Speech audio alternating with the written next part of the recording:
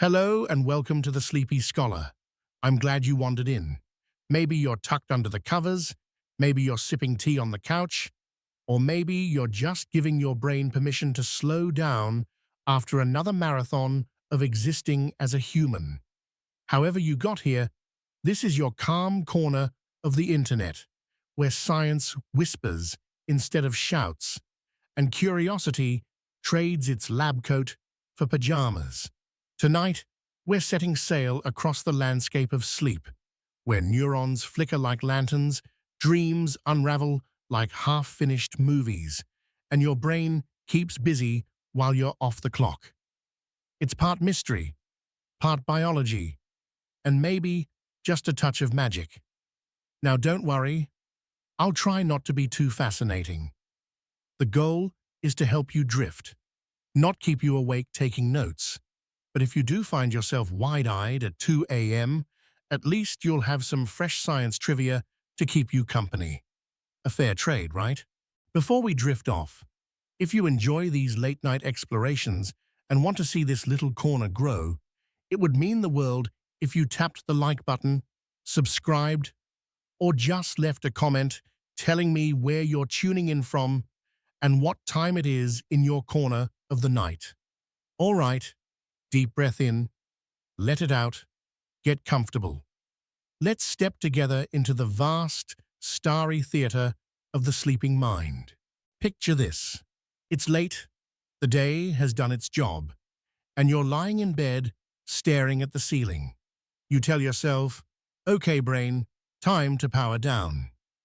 But your brain, being the over-enthusiastic puppy it is, responds, sure. But what about that embarrassing thing you said in 6th grade? Let's replay it 34 times before we go. Sound familiar? Yeah, falling asleep isn't as simple as flipping a switch. It's more like walking into a crowded theater where the ushers, that's your neurons, are still trying to shush everyone and dim the lights. Sleep doesn't hit you all at once. It's a slow slide down into another state of being, like slipping into a pool one step at a time, instead of cannonballing in. Scientists call this stage N1 sleep. But let's be real, that name sounds like a budget airline. N1 is that in-between space where you're not totally awake, but not fully asleep either. Your thoughts are like badly tuned radio stations. 1 second you're planning tomorrow's lunch, the next you're watching a giraffe play chess in your mind's eye. This is the threshold stage. Your muscles start to relax, your heartbeat slows down, and your brain waves change from the quick, buzzing patterns of wakefulness, called beta waves, into slower, rolling waves, called theta waves. Think of it like your brain shifting gears on a bicycle, click, click, and suddenly you're pedaling at a slower, dreamier rhythm. Ever had that bizarre feeling of jolting awake just as you were falling asleep? That's called a hypnic jerk. It's your body's confused way of saying, wait, are we falling into bed or off a cliff? Theories suggest it's a leftover reflex from our tree-dwelling ancestors. Back when snoozing in a tree was a common survival tactic, your nervous system had to double-check you weren't actually tumbling to your doom. Today, it's just your brain pranking you. Thanks, evolution. Now you might wonder, what decides when you get sleepy in the first place? That's the job of your circadian rhythm, your body's built-in clock. Imagine a personal DJ who controls your energy levels instead of music. Around morning, it pumps up cortisol, your get-up-and-go hormone. Later, as night falls, it drops melatonin, the chemical equivalent of dimming the lights and telling the crowd, last call, folks. Melatonin is not a sleeping pill, though. It's more like a stage manager. It sets the scene for sleep, but doesn't force you into it. Without it, you'd have a harder time knowing when to start winding down. That's why staring at your phone at midnight, with its blue light blasting like a neon sign, can trick your brain into thinking it's still daylight. Bad news if you actually want to nod off before sunrise. So if you've ever been lying in bed, Wondering why you're wide awake at 2 a.m., thank that circadian DJ and maybe turn off TikTok. As you slide further into sleep, your body starts to power save. Your temperature dips by about 1 degree, which doesn't sound like much, but it's enough to signal your body, hey, let's conserve energy. Your muscles let go, like a marionette, whose strings are slowly relaxing. Even your breathing changes. It becomes slower, steadier, almost like waves on a beach. If you've ever fallen asleep listening to ocean sounds, part of the reason it feels natural is because your body's rhythm literally starts to echo that gentle rise and fall. It's like your body and the sea decided to harmonize. Meanwhile, your brain is still on duty. Imagine a security guard pacing the halls, checking the locks. Even as your awareness fades, parts of your brain are scanning the environment, making sure you're not in danger. That's why you can sometimes wake instantly to a baby's cry or a door creak, but sleep right through your alarm clock. Biology is weirdly picky about what it cares about. Here's the cinematic part. Your brainwaves are literally changing shape as you descend into sleep. Awake brainwaves are like a fast-paced EDM concert, quick spikes, non-stop energy. As you enter light sleep, those waves stretch and slow, like jazz musicians taking a breath.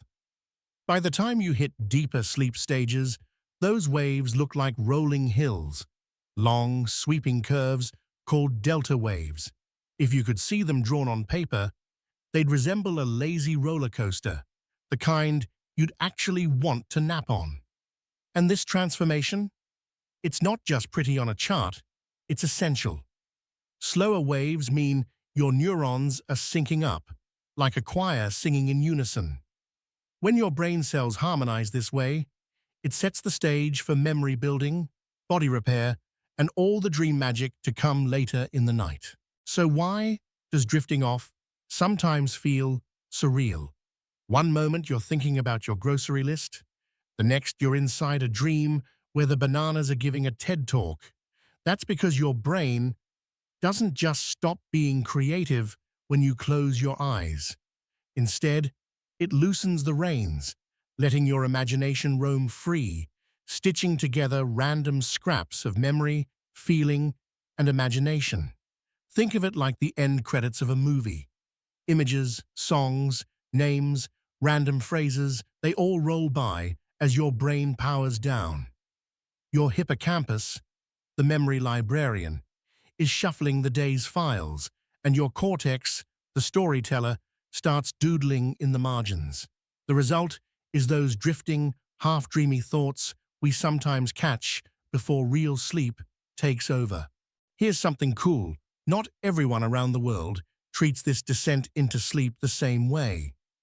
In Spain, for example, there's the tradition of the siesta, short afternoon naps that acknowledge your body's natural dip in energy. In Japan, there's inamuri, which means sleeping while present, like dozing on a train or even at work. Yes, it's socially acceptable. Imagine nodding off in a meeting here and calling it cultural practice. These habits show us that sleep isn't just biology, it's also culture. How you enter sleep is shaped by rituals, beliefs, and traditions. Some people light incense, others read, some pray, and others scroll through memes until their eyes betray them. The descent might be universal, but the doorway is decorated differently everywhere. At this point, you might be thinking, okay, but why can't we just stay awake forever? Wouldn't that be more efficient? Tempting thought, but here's the harsh truth. Going without sleep is like trying to run a car engine non-stop without oil changes. Things break fast. Your reaction times slow. Your memory falters. Your mood goes haywire. Sleep is not wasted time, it's maintenance time. Those first moments of falling asleep are the entry ticket into a night-long repair shop where your brain and body get tune-ups you can't do while awake. So when you're lying there, frustrated, you can't drift off instantly. Remember, this descent is not wasted. It's essential prep work. Your body is dimming the lights, sweeping the stage, and setting the scene for the grand performance of dreams. Imagine your brain as a bustling city. Daytime is rush hour, cars honking, traffic lights flashing, everyone in a hurry. Nighttime is when the street sweepers come out, the shops close, and the city breathes differently. That first stage of sleep, the descent, is the moment the city workers start lowering the shutters. Things don't stop instantly, but slowly, the noise fades, the traffic thins, the lamps flicker, and soon, the city glows under the softer rhythm of night. And here's the twist. As that city slows, another one is preparing to awaken. The dream city. Its streets are made of memory. Its buildings shift like puzzles, and its laws of physics are, let's say, optional. But we're not there just yet. For now, you're still on the threshold. Your body is melting into stillness, your thoughts are loosening, and your neurons are humming their slower song. The descent into sleep is both ordinary, you do it every night, and extraordinary because each night's journey is slightly different, shaped by who you are, what you felt, and what your brain chooses to replay. So, as you drift at this edge of wakefulness and sleep, remember, you're stepping into the architecture of night, a structure built in cycles, layers, and hidden chambers. Like exploring a vast mansion in the dark, you'll pass through rooms of light slumber, heavy rest, and vivid dreaming. And that's where we're headed next. The architecture of night itself. What is this strange house you live in every time you close your eyes? And why does your brain insist on walking its halls again and again every single night? Stay with me, we're about to find out. Have you ever woken up in the middle of the night, groggy and confused, thinking, did I really just dream that I was running a bakery on the moon? That feeling isn't random.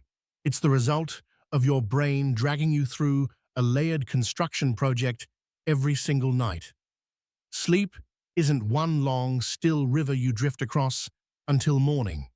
It's more like being locked inside an amusement park, where the only ride is a roller coaster that insists on repeating its loop over and over until the sun comes up. Welcome to the architecture of night. Think of your night as a sprawling cathedral built in darkness. There are high arches you can't see, secret staircases you don't remember climbing, and hidden chambers you pass through whether you like it or not. Each chamber has its own mood, its own lighting, its own purpose. Some rooms are hushed and heavy, designed for deep rest. Others feel alive with movement, sound, and surreal murals that only exist inside your head. And here's the trick. You don't just pick one of these rooms and crash there until morning. Your brain has you wandering through them again and again in cycles that last about 90 minutes each. It's like an elaborate guided tour that never ends. Except the guide is your nervous system, and the gift shop is well, probably your dreams. Scientists usually divide this tour into two big neighborhoods, NREM, which stands for non-rapid eye movement, and RM, which is rapid eye movement. Those names sound more like printer settings than dream states, but stay with me. NRM is the quiet side of town, the lo-fi beats cafe, the place where your body does its maintenance work. REM is the neon-lit downtown, the dance club where your brain throws wild parties. You pass through both neighborhoods every cycle, and you don't get a choice in the route. Within NREM, there are 3 levels. Stage 1 is basically the lobby. You're just stepping through the doorway, still carrying the baggage of the day. Thoughts are drifting. Your body is powering down. but you're not committed yet. Stage 2 is more like the lounge. Comfortable chairs, dim lamps, and a sign that says, "You probably won't wake up unless someone drops a frying pan." This is where your body temperature dips and your heart rate steadies. Stage 3 is the vault, the chamber with thick stone walls and no windows. This is the deep sleep stage, where your body is busy repairing tissues, strengthening the immune system, and filing away the day's memories like a librarian shelving books in the dark. You could set off fireworks outside, and chances are you'd still be in the vault, blissfully unaware. After passing through those stages, you'd think the tour guide might let you rest. Nope. Instead, you're shuffled into REM sleep, which is basically the theater of your mind. Imagine a cinema that doesn't just play movies. It splices together random scenes from your day, adds clips from childhood, sprinkles in some bizarre cameos, and lets the laws of physics take a coffee break. That's where the flying pigs, talking cats, and space bakeries come in. REM is where the magic of dreaming happens. One loop through these stages, light sleep, lounge sleep, vault sleep, and the dream theater takes about 90 minutes. And here's the kicker. You don't just do it once. Your brain insists you ride this carousel 4 to 6 times a night. It's like being stuck at a concert where the band only plays one song. But each time they perform it, they remix the set list a little differently. In the early part of the night, your cycles are heavy on the deep sleep stages. Later on, the REM shows steal the spotlight. That scheduling shift is important. The first half of the night is like the serious work shift in a factory. Your body prioritizes those deep NREM stages because they're critical for physical recovery. This is when your muscles rebuild, your immune system fortifies itself, and your brain consolidates the memories you picked up during the day. If you spent your afternoon learning French verbs or practicing guitar, deep sleep is the reason you still remember them tomorrow. It's the graveyard shift, where the body's construction crews get to work. But by the time the night stretches into its later hours, the balance tips. Your brain swaps out the deep repair crew for the dream performers. REM stretches longer and longer, turning the second half of the night into a dream marathon. That's why your wildest, most cinematic dreams usually happen closer to dawn. You're basically getting the extended director's cut, complete with bonus features and deleted scenes. Ever notice how those morning dreams feel longer, richer, more detailed? That's not just your imagination, it's your REM stages hogging more stage time. All of this shifting and cycling has a soundtrack too. If you were hooked up to an EEG, which measures your brain's electrical activity, you'd see your brainwaves changing their rhythm like songs on a playlist. Awake brainwaves look fast and jagged, like a high-energy rock track. As you enter stage 1, they slow into softer theta waves, more like acoustic guitar strumming. By stage 2, your brain throws in bursts of activity called sleep spindles and sharp peaks called K-complexes. Think of them as the bouncers at the lounge door, making sure random noises don't drag you back into wakefulness. Stage 3 is all about delta waves, which are big, slow, rolling patterns like the steady beat of a bass drum echoing in a cavern. And then REM arrives, and suddenly the brain waves look suspiciously like wakefulness again, fast, irregular, chaotic.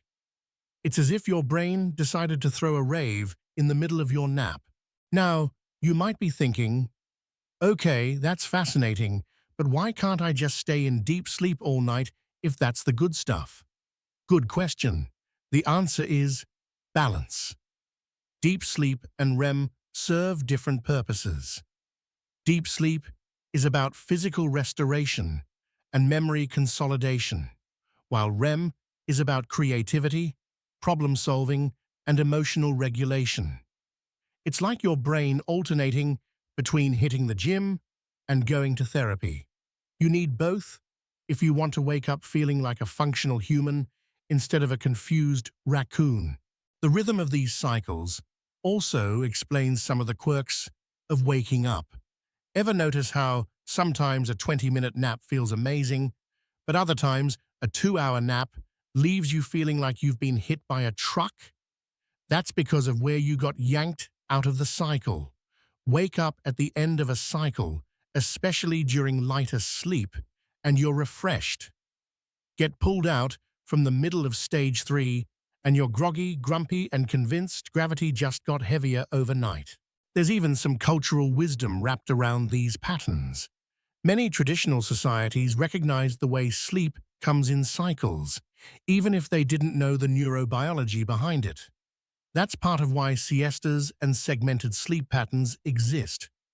People noticed the natural dips and rises of energy, and they built customs around them. Today, we mostly ignore those rhythms in favor of artificial light, caffeine, and Netflix binges, but the old instincts are still there, humming beneath the surface. All of this makes the architecture of night sound pretty neat and tidy, but the reality is messier. The exact timing and length of stages vary, depending on your age, your health, your stress levels, and even what you ate for dinner. Babies, for instance, spend a huge amount of time in REM, as if their developing brains are addicted to dream construction. Older adults often get less deep sleep, which may explain why your grandparent can nap through an afternoon movie but still wake up at 5 a.m. sharp.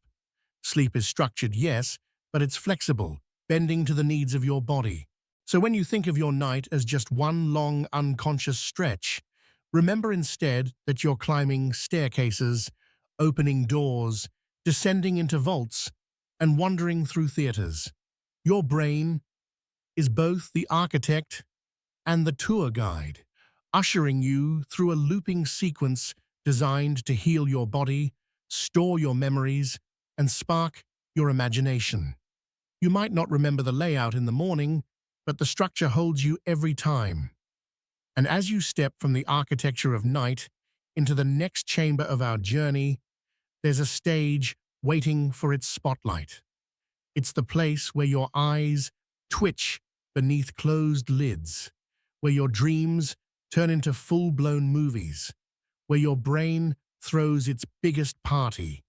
That stage deserves its own chapter, because it's where the line between science and imagination blurs the most. So buckle up. The dream theater of REM is about to open its doors. Imagine lying in bed, fast asleep, when suddenly your eyes start darting around under your eyelids, as if you're tracking a tennis match in your dreams.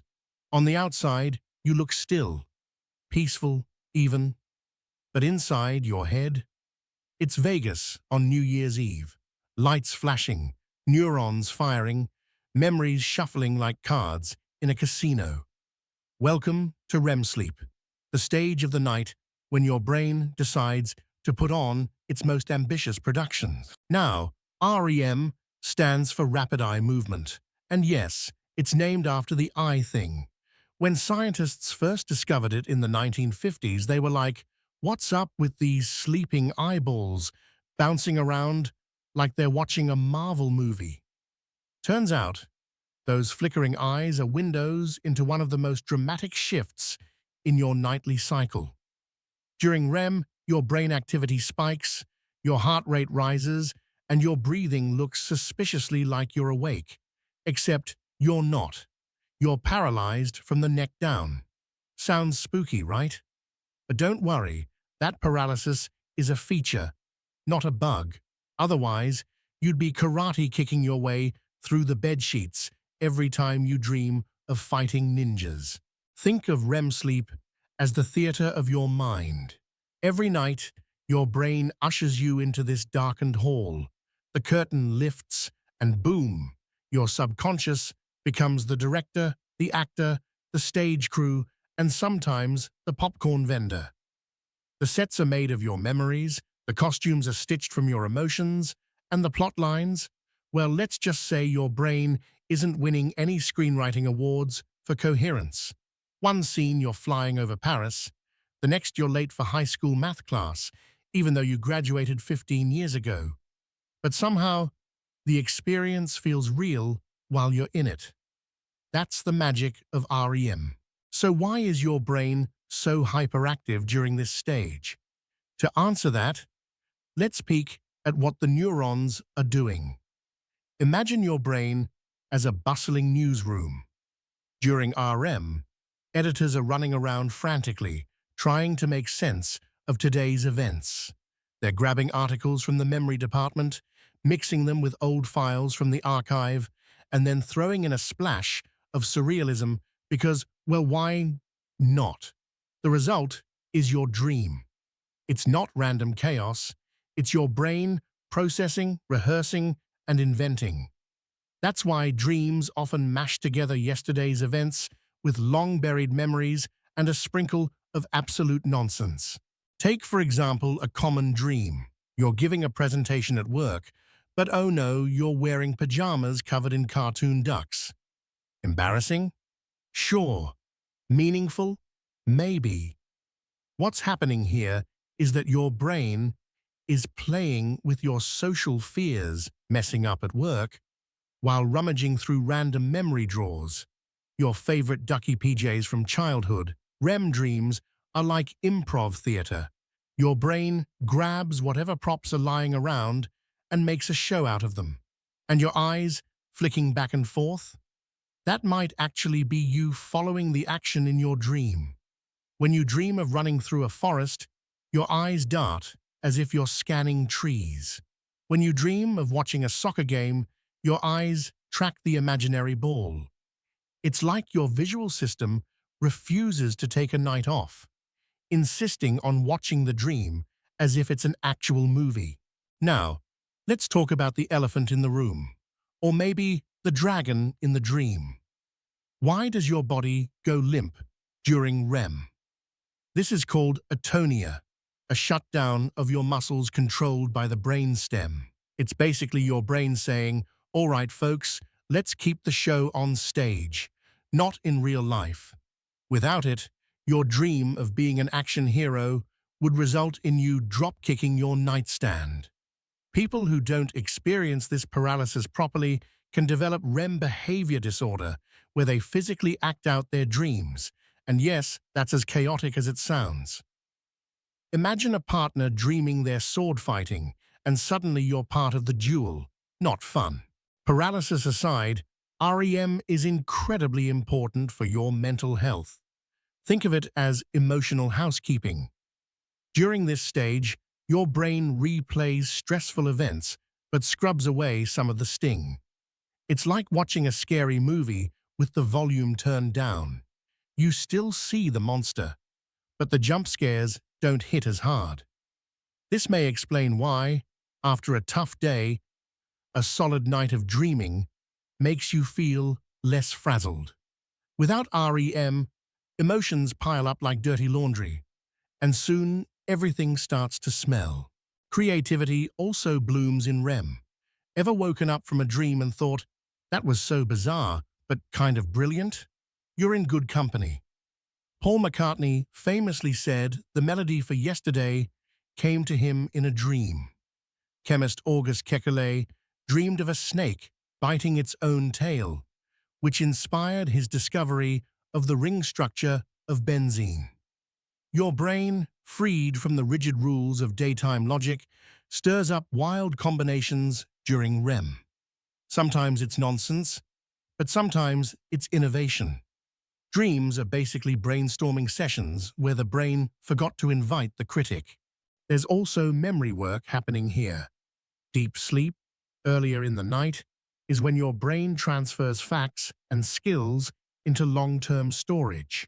REM, on the other hand, focuses on linking those memories together, weaving them into your sense of self. Think of deep sleep as saving individual files on a computer, while REM is organizing them into folders and connecting them with shortcuts. This helps explain why you wake up not only remembering that new word you studied in Spanish, but also feeling confident enough to try using it in a conversation. One of the quirks of REM is its timing. In a typical night, you get 4 to 6 rounds of REM, each lasting longer than the last. The first one might be only 10 minutes, but by early morning, you could be in REM for a solid hour. That's why your most elaborate, sprawling dreams tend to happen right before you wake up. Your brain is saving the blockbuster movies for the late-night slot. And here's a weird twist. Your brain, during REM, burns almost as much energy as when you're awake. That's why babies, who spend half their sleep time in REM, need so much fuel. Their little brains are working overtime, building neural connections, rehearsing life, and probably dreaming about milk. Adults don't need quite as much REM, but we still rely on it. Cut REM short for too many nights, thanks to stress, insomnia, or binge-watching an entire season of a show, and you'll notice the fallout. Mood swings, poor focus, and creativity that feels about as flat as day-old soda. Some scientists even speculate that REM dreams are practice runs for survival. You're not just dreaming for fun. You're rehearsing challenges in a safe simulation, being chased, falling, fighting, navigating social embarrassments. Your brain uses REM to prep you for the unpredictable. It's like a video game tutorial you never signed up for. Sure, it's frustrating when you dream your teeth are falling out, but maybe your brain is teaching you to handle stress in a roundabout way. And then, of course, there's the bizarre, psychedelic nature of dreams themselves. Where else can you have dinner with your childhood pet while discussing philosophy with Shakespeare? Dreams bend time, space, and logic with zero apologies. Your sense of self fractures and reforms, your memories shuffle, and the whole thing is stitched together with the seriousness of a toddler drawing on the wall. But that doesn't mean dreams are meaningless. They're reflections of your mind's inner processes, a hall of mirrors showing you fears, hopes, and leftover fragments of thought. All of this makes REM sleep the strangest paradox of the night. You look utterly still, yet inside you're as busy as you've ever been. Your body is paralyzed, but your mind is racing. Your eyes dart, but there's nothing to see except the visions your brain is conjuring. It's the ultimate illusion, being both at rest and at work at the same time. So next time you wake from a dream, whether it's a fantasy adventure or a bizarre sitcom starring your old math teacher, remember that your brain wasn't wasting time, was rehearsing emotions, linking memories, sparking creativity, and maybe, just maybe, preparing you for whatever dragons tomorrow throws your way. And here's the best part. This isn't the only performance your brain puts on at night. REM may be the theater, but other stages have their own acts, equally mysterious and equally vital. In the next chapter, we'll descend into the slow, rolling waves of deep rest, the part of the night when your brain goes from theater director to construction crew, laying down the bricks of memory and health. If REM is the show, then deep sleep is the foundation holding the entire building up. And trust me, you'll want to see how that part of the night works, because it's where the real repair magic happens. Have you ever wondered what your brain looks like when it really powers down? Not like scrolling your phone on airplane mode powers down, but more like entire city grid shutting off at night kind of stillness. That's deep sleep. If REM is the flashy Broadway show with neon lights and rapid-fire plots, deep sleep is the quiet cathedral service humming in the dark, vast and resonant, with rhythms so slow they could lull the universe itself. During deep sleep, also called slow wave sleep, your brain does something remarkable. It falls into a rhythm, big rolling electrical waves that sweep across the cortex, like tides washing the shores of your mind. These waves are not just background noise. They're housekeeping signals, memory movers, and body repair instructions all bundled into a single beat. It's like your neurons have formed a jazz band, but instead of improvising, they're all in sync, playing the slowest, deepest bass line you've ever heard. The most striking part? When scientists hook people up to EEG machines, those caps with wires that make you look like a sci-fi experiment, they see your brain activity flatten out into long, slow oscillations, almost like the brain is exhaling after a long day. Compared to the neon chaos of REM, this stage looks minimalistic, clean, serene. If REM is a rave, slow-wave sleep is a monk's chant echoing in stone halls. But don't let that stillness fool you.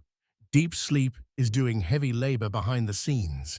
For starters, it's the time when memories get packed away for long-term storage. Imagine your brain as a giant, cluttered desk at the end of the day. Notes everywhere, emails half-written, coffee stains on important pages. During deep sleep, a team of invisible librarians shows up. They file away your short-term scraps into neat folders, tuck important facts into the archive, and throw out the useless stuff. That random license plate you saw on the freeway? Deleted. The math formula you studied for tomorrow's test? Filed under critical do not lose. Without slow-wave sleep, your brain is basically the kid who shoves all their homework into one drawer and then panics the next morning. But the brain isn't the only thing benefiting from this stage. Your body uses slow-wave sleep like a pit stop. Growth hormone is released, cells repair themselves, your immune system tunes up like a car engine getting serviced. Ever noticed how everything feels harder when you're sleep-deprived? Your body aches more, you catch colds faster, your skin looks like it's been through a rough patch? That's because without enough deep sleep, the repair crew never got the chance to clock in. You wake up with a body that still has duct tape where it should have had replacement parts. One of the coolest discoveries about slow-wave sleep is the role it plays in brain cleaning. Yes, your brain cleans itself. This is where the glymphatic system comes in, which sounds like a Harry Potter spell, but is actually your brain's waste management team. During deep sleep, cerebrospinal fluid flows more freely, washing over your neurons like a tide pool, carrying away toxic proteins that build up during the day. One of those proteins, beta amyloid, is linked to Alzheimer's disease when it accumulates. So when people say sleep is the best medicine, it's not just a feel-good slogan, it's literal maintenance. Your brain is basically running a night shift janitorial crew with tiny brooms and mops, sweeping away the trash of the day. Now, here's a plot twist. Your brain doesn't always give you as much deep sleep as you might want. As we age, we lose slow-wave sleep. Babies, they practically swim in it. Teenagers, they get a solid dose when they're not up at 3 a.m. scrolling TikTok. But by middle age, deep sleep starts slipping away, shrinking to smaller slices of the night. It's as if the cathedral's bells are getting quieter over the years. That's one reason why older adults often complain of feeling less restored by sleep. It's not just fewer hours, it's fewer hours in the deepest valley. What's fascinating is how slow-wave sleep syncs up the entire brain. In waking life, your neurons are like a bustling city, horns honking, people talking over each other, constant noise. During deep sleep, though, the city quiets down. Neurons fire in harmony, thousands of them pulsing together in slow waves, then pausing in silence, then firing again. It's like watching a stadium crowd do the wave, rising and falling in perfect unison. That synchronization is critical. It gives the hippocampus, your memory hub, the chance to hand off information to the cortex, the long-term storage warehouse. Every wave is like a conveyor belt, moving data from short-term inbox to permanent archive. And these waves aren't just random, they're choreographed. There's a beautiful interplay between different rhythms, slow oscillations, sleep spindles, and bursts of activity called sharp wave ripples. It's a musical trio working together. Slow oscillations provide the beat, sleep spindles add the melody, and sharp wave ripples drop the bass. Together, they create the soundtrack of memory consolidation. Without this orchestra, your memories would scatter like unglued puzzle pieces. Here's where things get even stranger. Deep sleep affects not just memory and repair, but also your emotional balance. Ever notice how a bad night's sleep makes everything feel exaggerated? Tiny problems feel catastrophic. Small annoyances feel like the end of the world. That's because slow-wave sleep helps reset the emotional circuits of your brain. Think of it as a nightly calibration. Without it, your amygdala, the drama queen of your brain, stays on high alert, ready to blow everything out of proportion. With deep sleep, the emotional volume gets dialed back down. Suddenly, that awkward text message from yesterday doesn't feel like social doom. It's just a text. Another marvel. During slow-wave sleep, your brain isn't dreaming in the wild, surreal way it does in REM. Instead, it's rehearsing in a quieter, more grounded sense. Think of it like running flashcards rather than full-blown plays. Neurons replay the firing patterns from when you practiced a skill during the day, whether it's a piano scale, a basketball free throw, or just remembering where you parked the car. These replays help strengthen the connections, etching them deeper into the brain's circuits.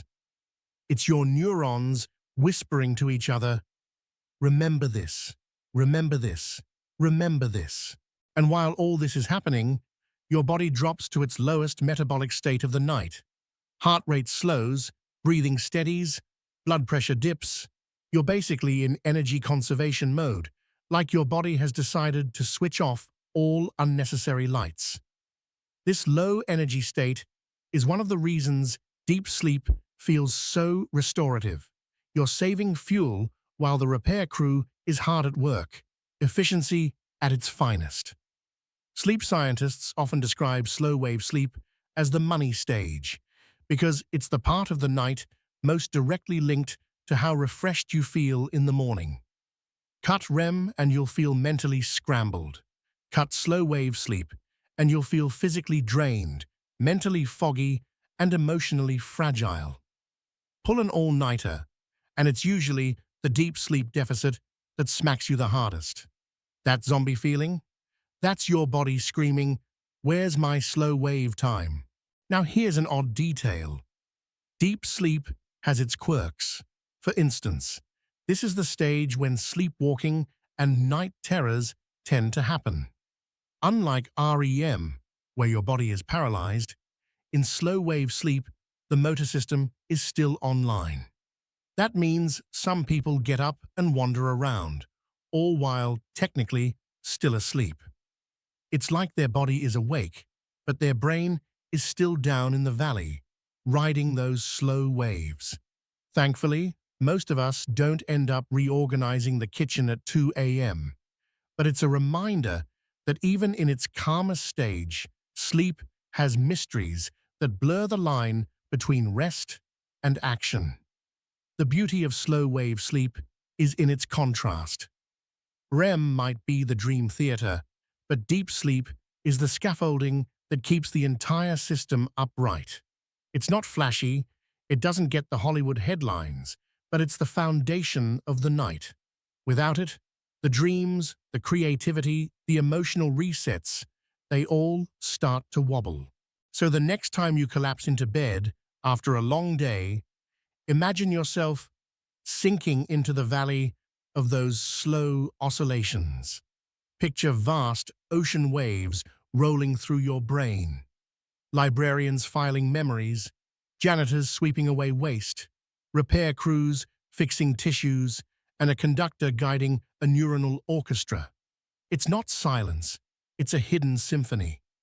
And when you rise back out of that valley, drifting toward lighter stages of sleep and the strange theater of dreams, remember, every night you don't just rest, you rebuild. Which brings us to the next mystery. If deep sleep is the construction crew and REM is the theater, what happens when the two don't work together in harmony? What happens when the cycle is disrupted, skipped, or rewired? That, my friend, is where the story gets complicated, and we're about to step into the tangled world of broken rhythms. Have you ever tried to recall where you left your keys and felt as though your brain had tossed them into a black hole? One moment the memory is there, the next it has vanished into the void. But then, oddly enough, you fall asleep, wake up the next day, and suddenly, bam! You remember you left them in the fridge next to the leftover lasagna. Don't worry, you're not losing it. What you just experienced was sleep flexing one of its best party tricks, turning scattered, fragile experiences into durable memories. When we close our eyes and drift into the night, our brains don't simply power down. They become gardeners. Yes, gardeners, complete with watering cans and pruning shears.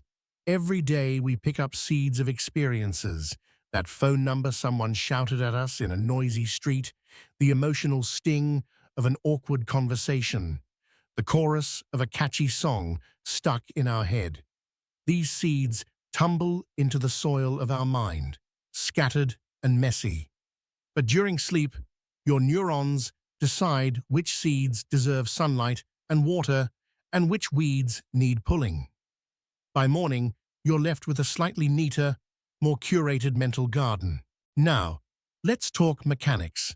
Memory isn't one thing. It's a collection of different systems that behave like characters in a sitcom. You've got episodic memory, the episodes of your life, like that one wedding where the cake collapsed. You've got semantic memory, facts, trivia, the stuff that makes you useful at pub quizzes. Then there's procedural memory, skills you can do without thinking, like riding a bike or making popcorn without burning it. Sleep doesn't treat all of these the same way.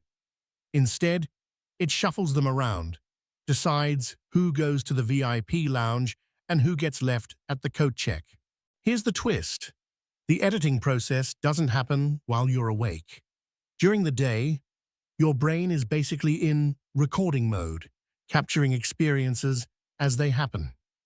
But the filing, organizing, and story weaving, that's an overnight job. Think of it like filming hours of raw footage on set. By evening, you've got tons of material, but no coherent plot. Sleep is the director and editor who step in after hours, trimming scenes, cutting bad takes, and stitching together a film you can actually follow. Without this editing session, your mental movie is just shaky, handheld chaos. One of the stars of this nocturnal editing suite is the hippocampus, a seahorse-shaped chunk of brain tissue tucked inside your temporal lobe. During the day, it's your note-taker, scribbling down events in messy shorthand. At night, especially during certain stages of sleep, the hippocampus replays those scribbles, almost like whispering them over and over to the neocortex. The cortex, acting like a long-term librarian, decides what's worth keeping and tucks it into the permanent archive. This transfer is like moving files off your laptop's cluttered desktop onto a more reliable hard drive. Without it, you'd wake up with yesterday's chaos still sprawled across your mental desktop. And trust me, nobody wants that. But the garden metaphor still holds. The hippocampus plants, the cortex tends, and together they decide which memories flourish. You don't keep everything. Imagine if you did. Every license plate you've seen, every menu you've skimmed, every spam email headline. Your brain would be so jammed with junk that remembering your own birthday would feel like digging through the world's worst attic. Sleep trims the clutter.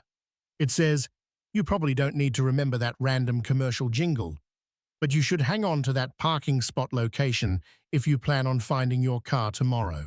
And this is where dreams enter the scene. Dreams are not random static. They're part of the editing room chaos. Sometimes they're memory mashups, fragments of your day fused with old archives, like a remix DJ who's had too much caffeine. You dream you're at work, but your boss is also your childhood math teacher, and for some reason, you're both riding llamas through the mall. Weird? Absolutely. But under the hood, it's your brain testing combinations, replaying scenarios, and weaving threads between old and new material. It's less about accuracy and more about creativity. Dreams can connect dots you didn't even know were on the same page. Take creativity, for instance. Have you ever gone to bed, stuck on a problem, only to wake up with the solution practically glowing in your mind? Famous stories abound. The chemist Kekulé dreaming of a snake biting its tail, which inspired his model of the benzene ring. Paul McCartney waking up with the melody of Yesterday already playing in his head, countless inventors and artists crediting dreams for their breakthroughs. Sleep doesn't just consolidate memory, it rearranges, reframes, and sometimes surprises you with a bouquet of new ideas. Night is not only a gardener, but also a sneaky artist, splashing paint where you'd never think to. And then there's emotional memory. Sleep doesn't just store facts and skills, it also processes the feels. Imagine your brain receiving a day's worth of emotional baggage: joy, stress, embarrassment, rage, that awkward moment you waved at someone who wasn't actually waving at you.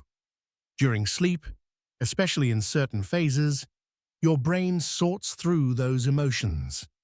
It keeps the important lessons, don't touch the hot stove again, while softening the sting of raw embarrassment.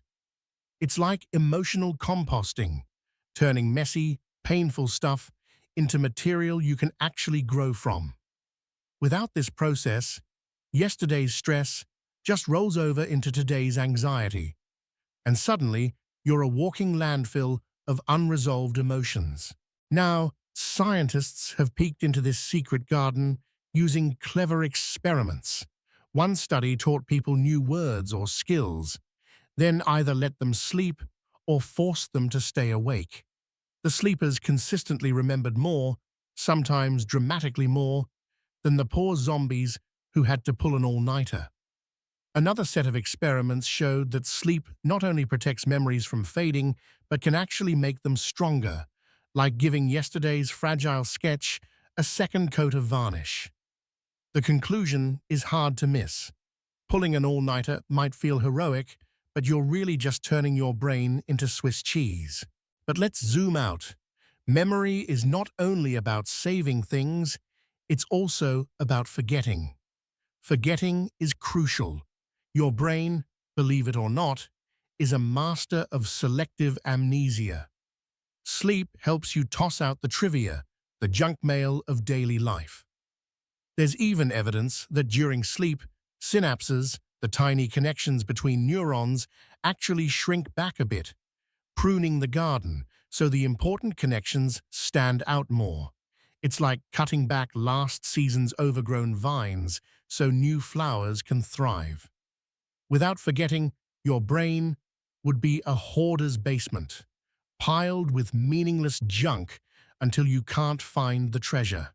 And there's drama in this garden too. For example, memories tied to fear tend to get preferential treatment. That time you almost stepped into traffic? Your brain files that under urgent keep forever.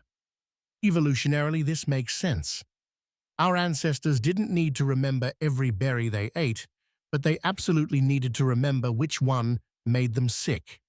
Sleep magnifies these survival lessons, strengthening the roots of fear so we don't repeat deadly mistakes. But it also works in more subtle ways.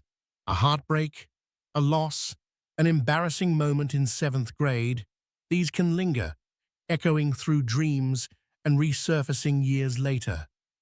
The garden grows roses, but also weeds. Of course, not every memory gets filed correctly. Sometimes the system glitches. That's why your brain can occasionally serve you up a false memory, like swearing you locked the door when you didn't, or remembering a story that actually happened to someone else. The garden isn't perfect. Sometimes a weed looks so convincing, it gets mistaken for a flower. Sleep is a great gardener, but not an infallible one. Here's a strange bonus. Sleep doesn't just stabilize memories, it makes them more flexible. Think of it as loosening the soil. When you wake up, you don't just recall information, you're better at using it, bending it, planting it in new contexts. That's why practicing piano, then sleeping, makes you better not just at playing the same piece, but at learning new ones faster. It's why students who nap after studying often perform better on tests. Sleep is like Miracle Grow for learning. But perhaps the most poetic part of memory's secret garden is how personal it is. The memories chosen for watering aren't always the ones you'd expect. Your brain has its own editorial sense. Maybe it keeps the goofy smile of a stranger you passed on the street, but lets the details of a boring meeting evaporate. Maybe it preserves the rhythm of a song, but forgets the lyrics. The garden is curated, but not by your conscious self. It's curated by something deeper, older, and more mysterious. And here's where we hit the cliffhanger. Memory is not just about preservation. It's also about identity. Who you are today, your beliefs, your quirks, your sense of humor, is built on the editing choices your brain has been making in the garden of sleep for years. Which memories were watered, which ones were pruned, which weeds were pulled. Every night, the editor works, and every morning, you wake up as a slightly new draft of yourself. So, if deep sleep was the scaffolding and REM was the theater, memory is the hidden script, the one that keeps being rewritten, refined, and remixed by the silent gardener of the night. Which begs the question, if our memories are constantly edited, strengthened, and sometimes reshaped, can we trust them as absolute truth? Or are we all walking through life with dream-touched, garden-grown stories that only feel like the solid ground of who we are? That question, my friend, is where we head next, into the fragile, fascinating world of how sleep not only preserves memory, but also distorts it. Because memory isn't a vault, it's a garden. And sometimes the flowers lie. Have you ever woken up from a dream that felt less like a random movie and more like a therapy session you didn't book? One moment, you're reliving that awful argument you had 2 years ago. The next, you're hugging a giant penguin in a bowling alley. And somehow, you can't explain why, you wake up feeling lighter. What just happened? Did your brain hire an overnight emotional repair crew while you slept? Turns out, yes. That's exactly what dreams are doing. Patching, polishing, and smoothing the raw edges of your feelings so you can step into tomorrow without dragging around a suitcase full of yesterday's drama. Think about it. During the day, emotions hit you like weather.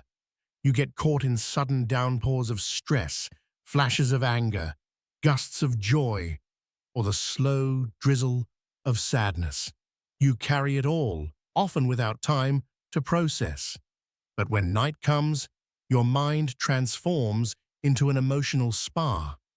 Not with cucumbers on your eyes relaxation, though wouldn't that be nice, but with an all-night workshop where your feelings are replayed, reshaped, and filed away in more manageable boxes.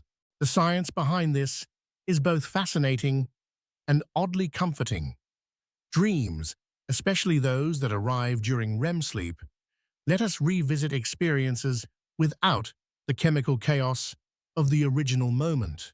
See, when you're awake and stressed, your brain floods itself with stress hormones like norepinephrine, which is basically emotional pepper spray. It makes everything sting.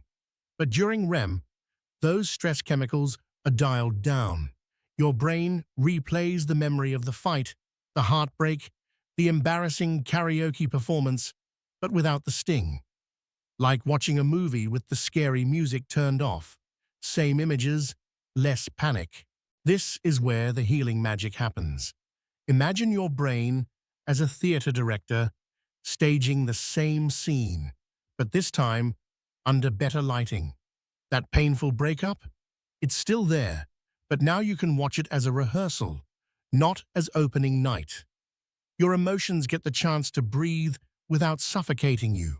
It's as if your mind is saying, "Hey, let's take another look at this."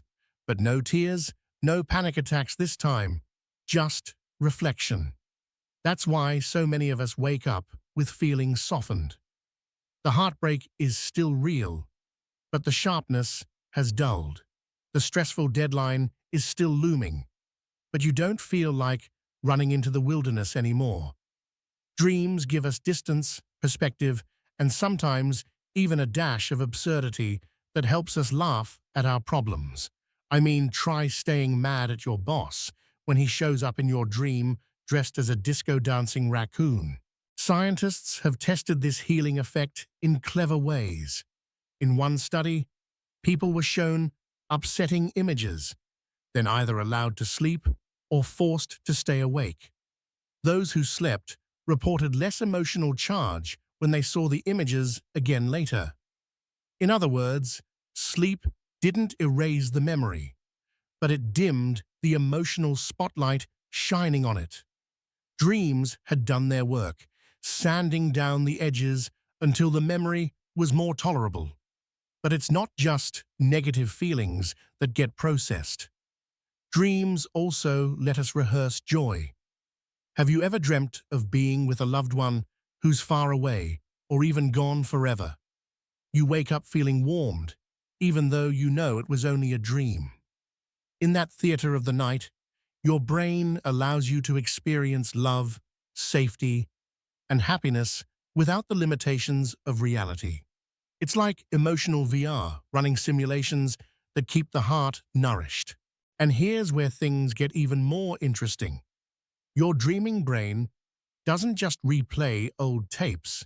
It sometimes creates entirely new ones to help regulate your emotions. Imagine your feelings are wild horses. During the day, they gallop in every direction, crashing into fences, leaving hoof prints all over your mental landscape.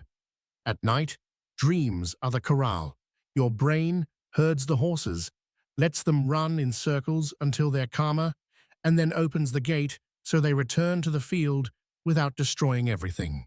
Now, you might be wondering, if dreams are such great emotional healers, why do nightmares exist? Ah, the dark side of the theater. Nightmares are like dress rehearsals for fear.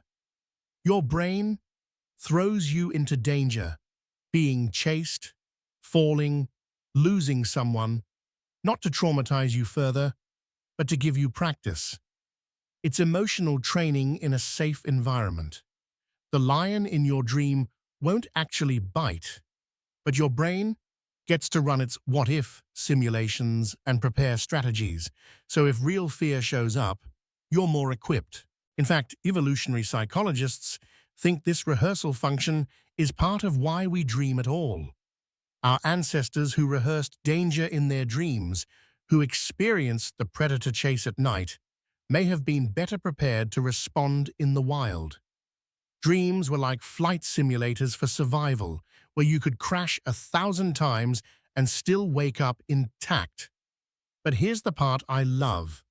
Dreams don't only train us for survival, they train us for resilience.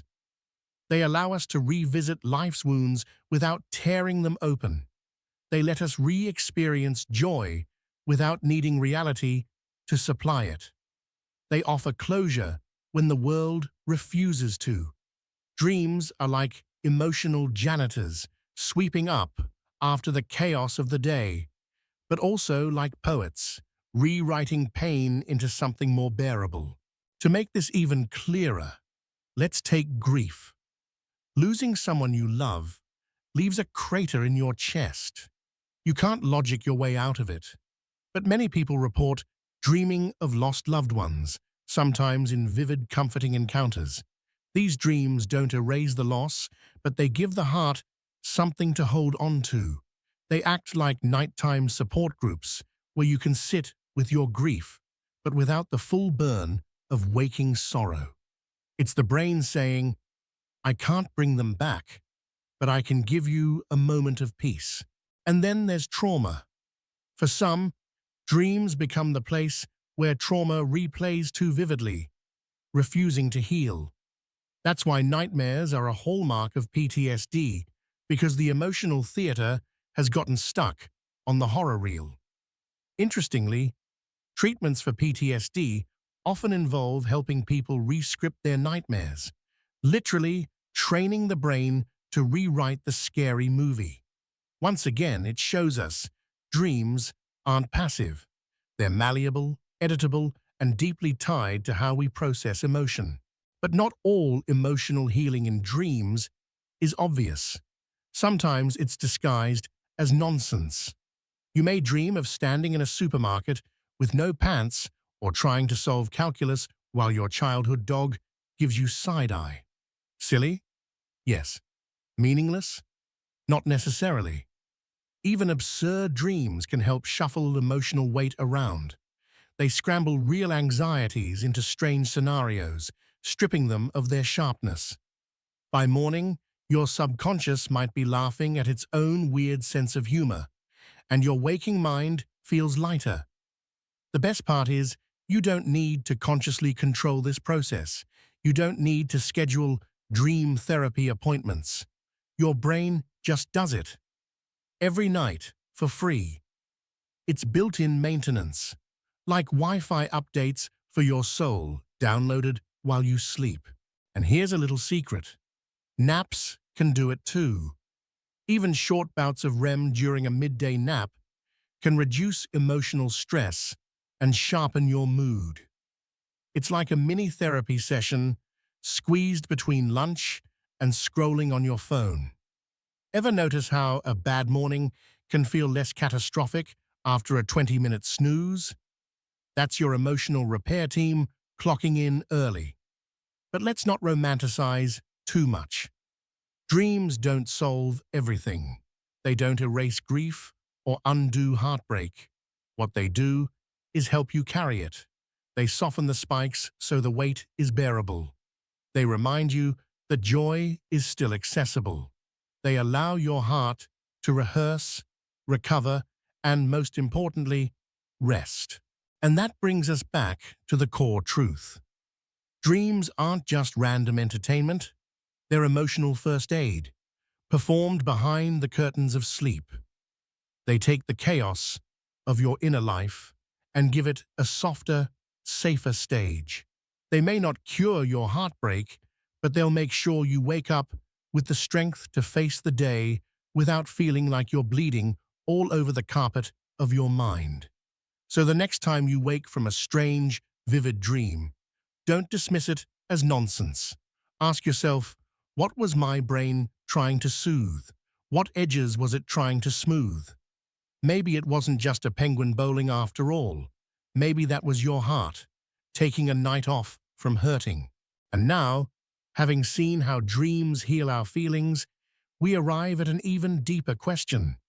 If our nights are busy smoothing our sorrows, can they also rewrite how we see reality itself? Do dreams simply heal emotions, or do they shape them into new identities we carry forward? That, my friend, is where the story leads us next. Ever wonder what really happens when your head hits the pillow and suddenly you're flying over your old high school with Beyoncé as your co-pilot? Don't worry, I won't tell anyone. That surreal movie unfolding in your skull isn't conjured by magic dust sprinkled by some sleep fairy. It's powered by biology. Underneath the poetry of dreams, there's a symphony of chemistry and electricity playing in your brain, and it's surprisingly more dramatic than any Netflix series. Let's peel back the curtain. When you fall asleep, your brain doesn't just switch off.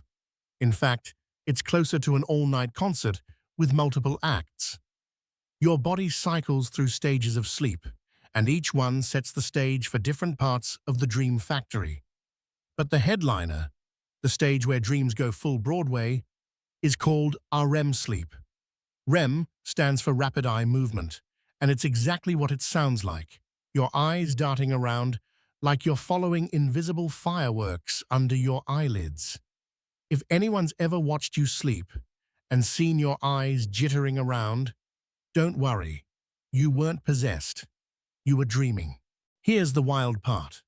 During REM, your brain is buzzing with activity, sometimes almost as much as when you're awake.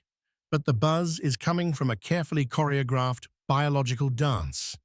Neurotransmitters, those tiny chemical messengers zipping around between neurons, change their balance like DJs swapping tracks mid-party. Serotonin, norepinephrine, acetylcholine. They rise, they fall, they step aside, they take over. It's chemistry that decides whether you'll spend the night solving math problems in your sleep or riding unicorns through Times Square. Let's talk about acetylcholine for a second. This little molecule is the hype man of REM sleep. When acetylcholine levels spike, it's like someone just turned the lights back on in your brain, except instead of waking up, your body cleverly keeps you asleep, while your mind starts throwing a light show. Acetylcholine activates circuits in the brain's cortex, the outer layer that handles thinking and imagination. In short, it's the spark that helps your brain stitch together those vivid dream sequences. But here's the kicker. While your brain is busy putting on a dream performance, your body is put into lockdown. During REM sleep, the brainstem sends signals that paralyze most of your muscles. It's like your brain's security team saying, yeah, you may be fighting dragons in there, but let's make sure you don't karate chop your bedside lamp in the real world. Ever had sleep paralysis? That's when this safety system glitches and you wake up before your body unlocks. Creepy, yes, but it proves how real and physical this system is. Now, the images and stories of dreams don't just come out of thin air. They're assembled by circuits firing in the brain. Think of your brain as an editor with way too much footage, memories from your day, leftovers from last week, random fragments from years ago. During dreaming, your brain's visual areas light up, replaying snippets of sights. Your emotional hubs, like the amygdala, join in, splashing feelings onto the scenes. Even your motor cortex, the part that plans movement, gets involved, which is why you feel like you're actually running in that dream marathon, even though your body hasn't moved an inch. Meanwhile, one part of the brain, the prefrontal cortex, the bossy office manager who insists on logic and order, is basically on vacation. That's why your dreams can break every rule of reality, and your brain just nods along like, yeah, of course, my third-grade teacher is a space wizard now. Without the prefrontal cortex keeping things rational, the stage is open for creativity, nonsense, and wild mashups of memory and imagination. Here's a metaphor. If your waking mind is a carefully planned PowerPoint presentation, your dreaming mind is a jazz improv session. The band is playing the same instruments. Neurons, neurotransmitters, circuits, but instead of a script, they're riffing off each other. Sometimes it sounds brilliant, sometimes it's total chaos, and sometimes it's both at once. Now, let's get a bit more specific with the dream recipe. First ingredient, the hippocampus. This seahorse-shaped brain structure is the librarian of your memories. While you sleep, the hippocampus takes today's experiences and tries to catalog them. But instead of neatly filing them away, in RM, it sometimes tosses pieces into your dreams like confetti. That's why last night's pizza, your fifth-grade crush, and a random beach in Spain you saw on Instagram all show up in the same dream sequence. Second ingredient, the amygdala, your emotional amplifier. During REM, the amygdala is on high alert, even more active than when you're awake. That's why dreams are drenched in feelings, joy, fear, longing, hilarity, sometimes cranked up to 11. Your amygdala makes sure dreams aren't just visual noise, but emotional blockbusters. Third ingredient, the brainstem, acting like the conductor. It regulates REM sleep cycles, toggles muscle paralysis, and keeps the dream machinery running. Without it, the whole performance would fall apart. So what you experience as a dream, the flying, the chasing, the kissing, the panicking, is the collaboration of all these parts. The biology is the scaffolding. The poetry is what you feel when the scaffolding holds up a story. Of course, no behind-the-scenes look is complete without a bit of absurdity. Because here's the twist. Scientists still don't fully understand why the brain chooses the particular images it does. Why dream about losing your car keys in a swamp filled with flamingos instead of revisiting that boring email you wrote yesterday? One theory is that your brain is running activation synthesis. Basically, neurons fire randomly, and your brain, being the natural storyteller it is, scrambles to make sense of it. It's like static on a TV screen suddenly forming into a soap opera. Another theory says, dreams are a kind of emotional rehearsal, your brain selectively reactivating memories and feelings to strengthen or soften them. Biology gives us the mechanism. Psychology gives us the interpretation. Together, they create the strange, haunting, hilarious theater we call dreams. And let's not forget the chemistry side of the show. During REM, norepinephrine, the stress chemical, is mostly shut off, which is why we can revisit painful memories without reliving the full horror. Dopamine, on the other hand, gets a boost, sprinkling the dream with motivation and reward signals. No wonder dreams can feel so exhilarating, like you're living in your own blockbuster. Here's an everyday analogy. Imagine your brain as a nightclub. During the day, the bouncer, prefrontal cortex, keeps things orderly. No wild nonsense, everyone behaves. But at night, the bouncer clocks out. The DJ, acetylcholine, cranks the music, the lights start flashing, and suddenly everyone's on the dance floor. The emotional crowd, amygdala, the memory geeks, hippocampus, even the motor guys trying to bust a move, motor cortex. The result? Chaos, hilarity, beauty, otherwise known as a dream. Now, while all this biology sounds impressive, it's worth remembering that evolution didn't build dreams to amuse us. These nightly productions are side effects of real processes: memory consolidation, emotional regulation, and neural maintenance. Dreams are what happens when your brain cleans, sorts, and rewires itself, and the lights flicker on during the process. You get to watch the backstage crew at work, and sometimes they put on a better show than Hollywood. But maybe the most remarkable thing about the biology of dreams is this: something so deeply poetic, mysterious, and personal emerges from pure science. Out of chemical tides and electrical sparks comes an inner life rich enough to make us cry, laugh, or wake up in awe. It's like discovering that Shakespeare was secretly a team of over-caffeinated neurons holding rehearsals at 3 a.m.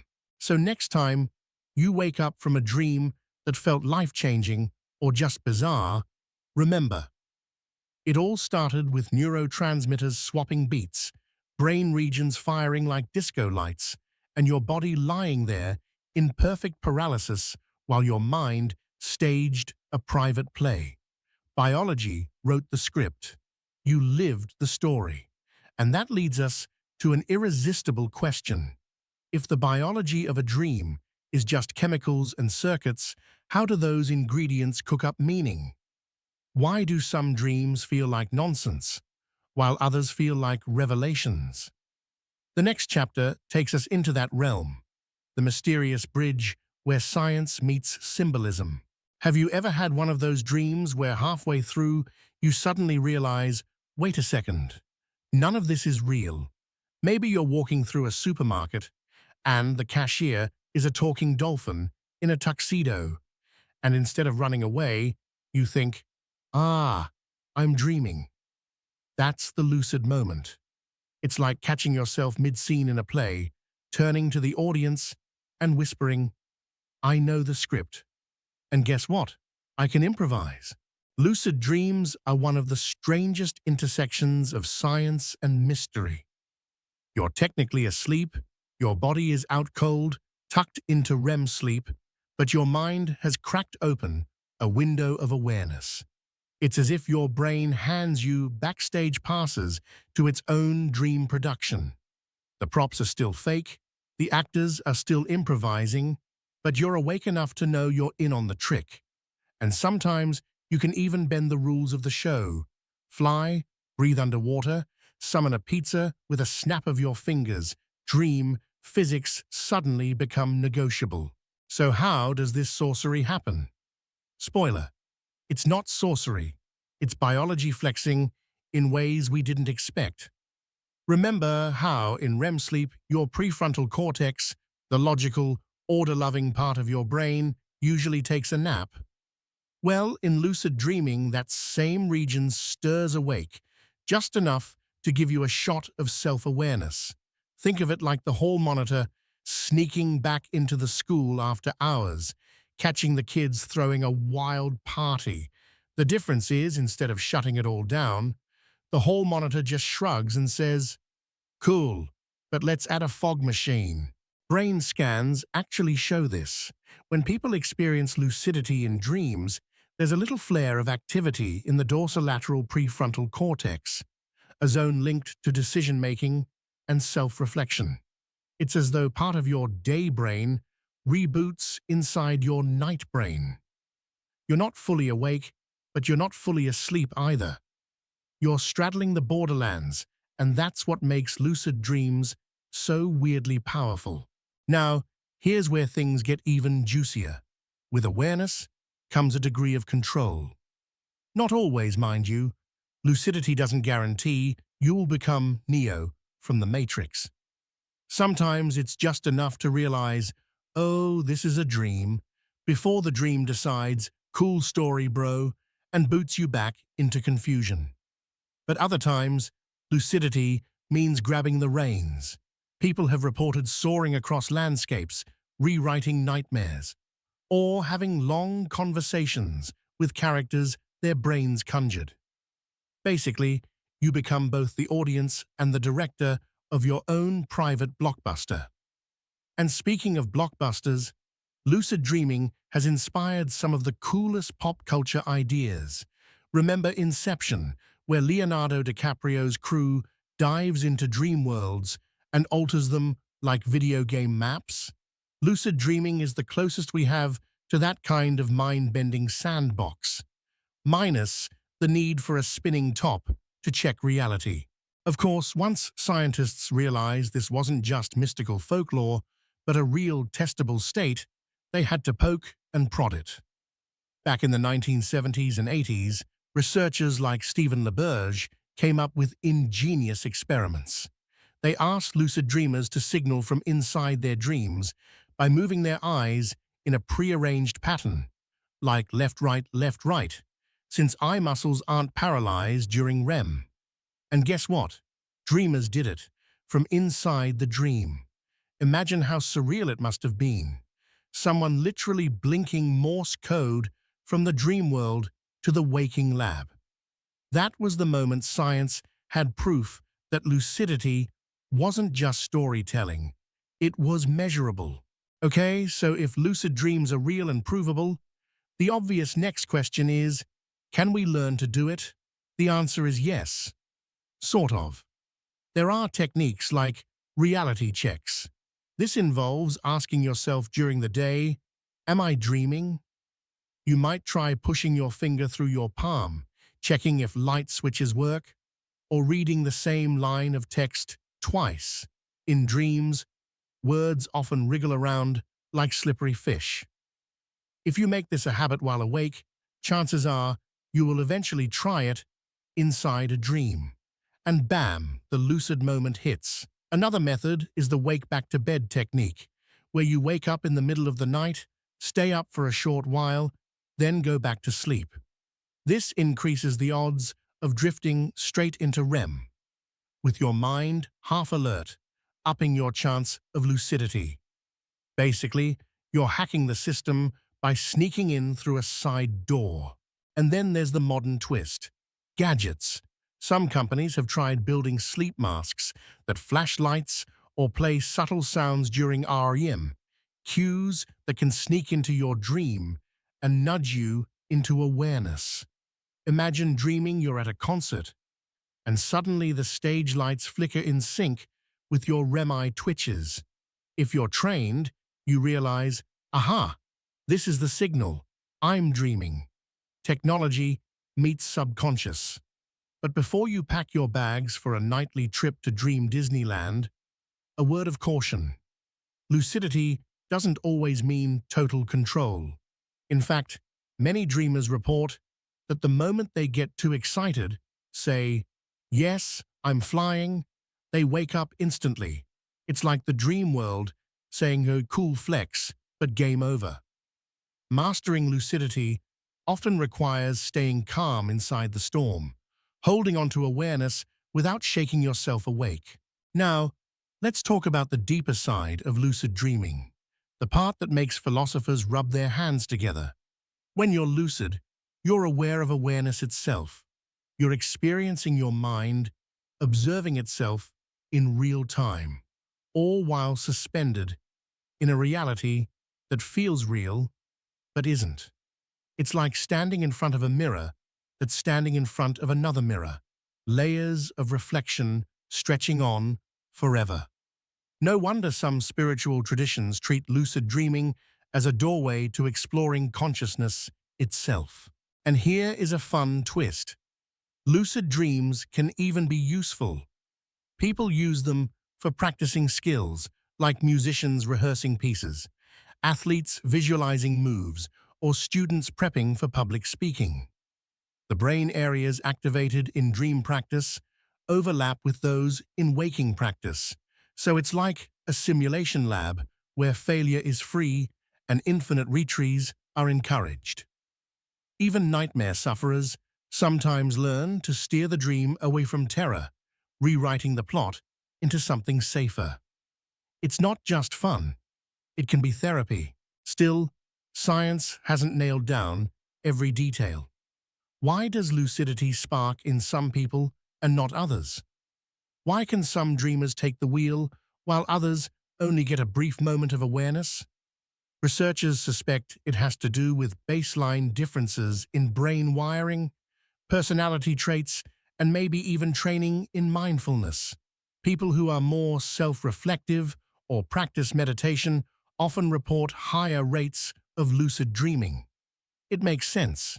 If you're already skilled at noticing your thoughts in waking life, you might be more likely to notice them in dreams. But perhaps the real allure of lucid dreams is the paradox they hold. You're both the creator and the created. The dream bends to your will, but it also resists like a video game with its own physics engine. You're free, yet tethered. You're awake, yet asleep. And that tension is what makes the lucid moment feel so profound. Think about it. Every night, your brain runs a full-scale simulation of reality. Most of the time, you're swept along without question. But every once in a while, you tap the glass, realize it's a simulation, and for a fleeting span, you're both player and programmer. That's more than a party trick. It's a glimpse into how awareness itself works, how fragile and flexible our sense of reality can be. So the next time you find yourself mid-dream, whether you're scaling skyscrapers with Spider-Man or hosting a dinner party with dinosaurs, try asking the question, am I dreaming? Because maybe, just maybe, you'll step through the looking glass, seize that lucid moment, and write your own chapter inside the dream. And speaking of writing your own chapter, what happens when dreams spill over into waking life? When imagination and reality blur at the edges, not in sleep, but in daylight. That, my friend, is a story for the next chapter. Picture this. You're fast asleep, tucked in like a burrito of coziness, when suddenly your body decides to put on a midnight circus performance. Maybe you sit up in bed and wander the hallway like a zombie extra from a low-budget horror film. Maybe you wake up but can't move a single muscle, as if you've been temporarily paralyzed by some invisible supervillain. Or maybe your dreams spill over into your body, making you thrash, talk, or even stage a full-action sequence while still unconscious. Welcome to the strange, shadowy underbelly of sleep, the world of sleep disorders. Most of us imagine sleep as a smooth movie reel. Scene 1, you drift off. Scene 2, you rest peacefully. Scene 3, you wake up refreshed. But in reality, the film often has bloopers. These night glitches are the brain's way of reminding us that it's not just switching off like a light bulb. It's juggling dozens of biological processes at once. And sometimes, the juggler drops a ball. Let's start with one of the most infamous acts, sleepwalking. Or, if you want to impress someone at a party, you can call it somnambulism. This is when a person is technically asleep, but decides to go for a stroll anyway. It usually happens during the deep, slow-wave stages of sleep, when the brain should be in its most offline, repair-focused mode. Yet somehow, the motor system boots up, like a car engine starting without the driver. The result? People have been found cooking meals, rearranging furniture, even driving cars, all while fast asleep. The brain is in dreamland, but the body got the wrong memo. Why does this happen? It seems to be a tug-of-war between different brain regions. The parts responsible for movement get a green light, while the sections that handle judgment, awareness, and memory stay red. So your legs are happily marching down the hall, but the CEO of your brain is still snoozing at their desk. That's why most sleepwalkers have no memory of their nocturnal adventures the next morning. It's like your body held a party without inviting you. Of course, sleepwalking has earned its fair share of legends.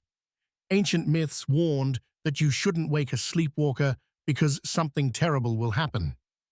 In reality, the worst that usually happens is the poor soul gets confused, disoriented, or cranky when suddenly yanked back to awareness. The real danger isn't mystical, it's practical. Imagine trying to climb out a second-story window mid-dream. That's why most advice boils down to safety first. Guide them back to bed, lock doors, and maybe avoid leaving car keys on the counter. If sleepwalking is the wandering soul of sleep disorders, then sleep paralysis is its opposite, the frozen statue. Picture this. You wake up, your eyes open, you're fully aware, but your body refuses to move. It's like being trapped inside a spacesuit that someone forgot to switch on. This can last for a few seconds to a couple of minutes, and for those minutes, it feels like forever. And it gets creepier, because sleep paralysis often comes with vivid hallucinations. People report sensing a presence in the room, feeling pressure on their chest, or seeing shadowy figures lurking by the bed. Across cultures, this experience has fueled folklore. Demons sitting on chests, witches casting spells, alien abductions. The truth is less supernatural, but no less fascinating.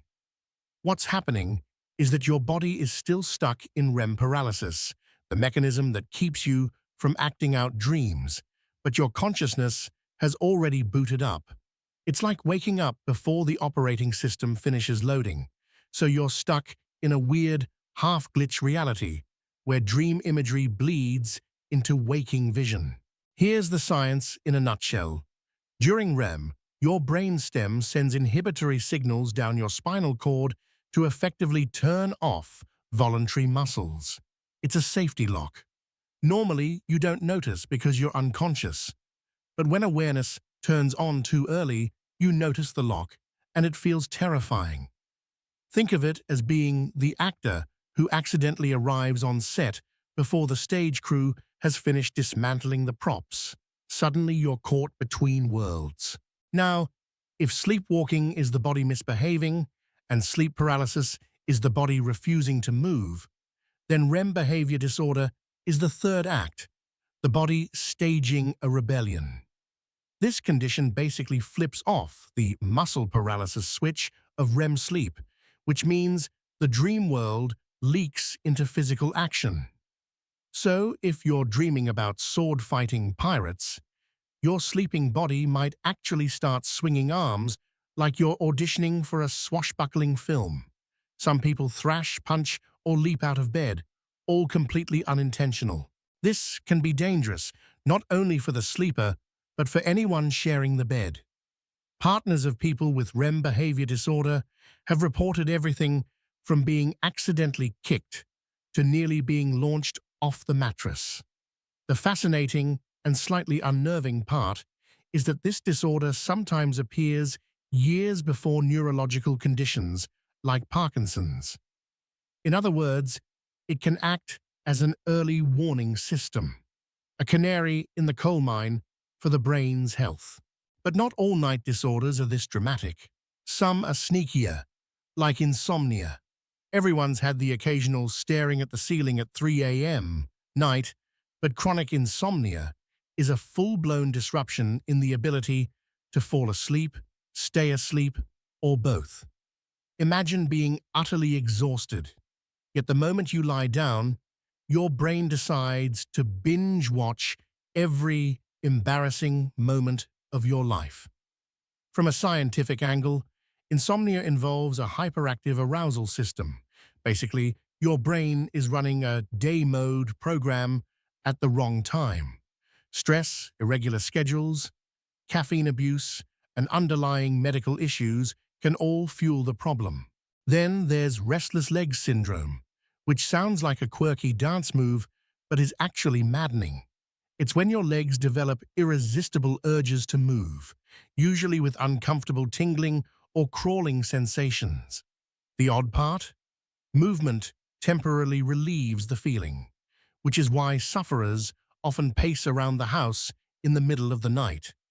Researchers believe it's linked to dopamine pathways, the same system involved in movement and reward, misfiring at inconvenient hours. And we can't forget night terrors.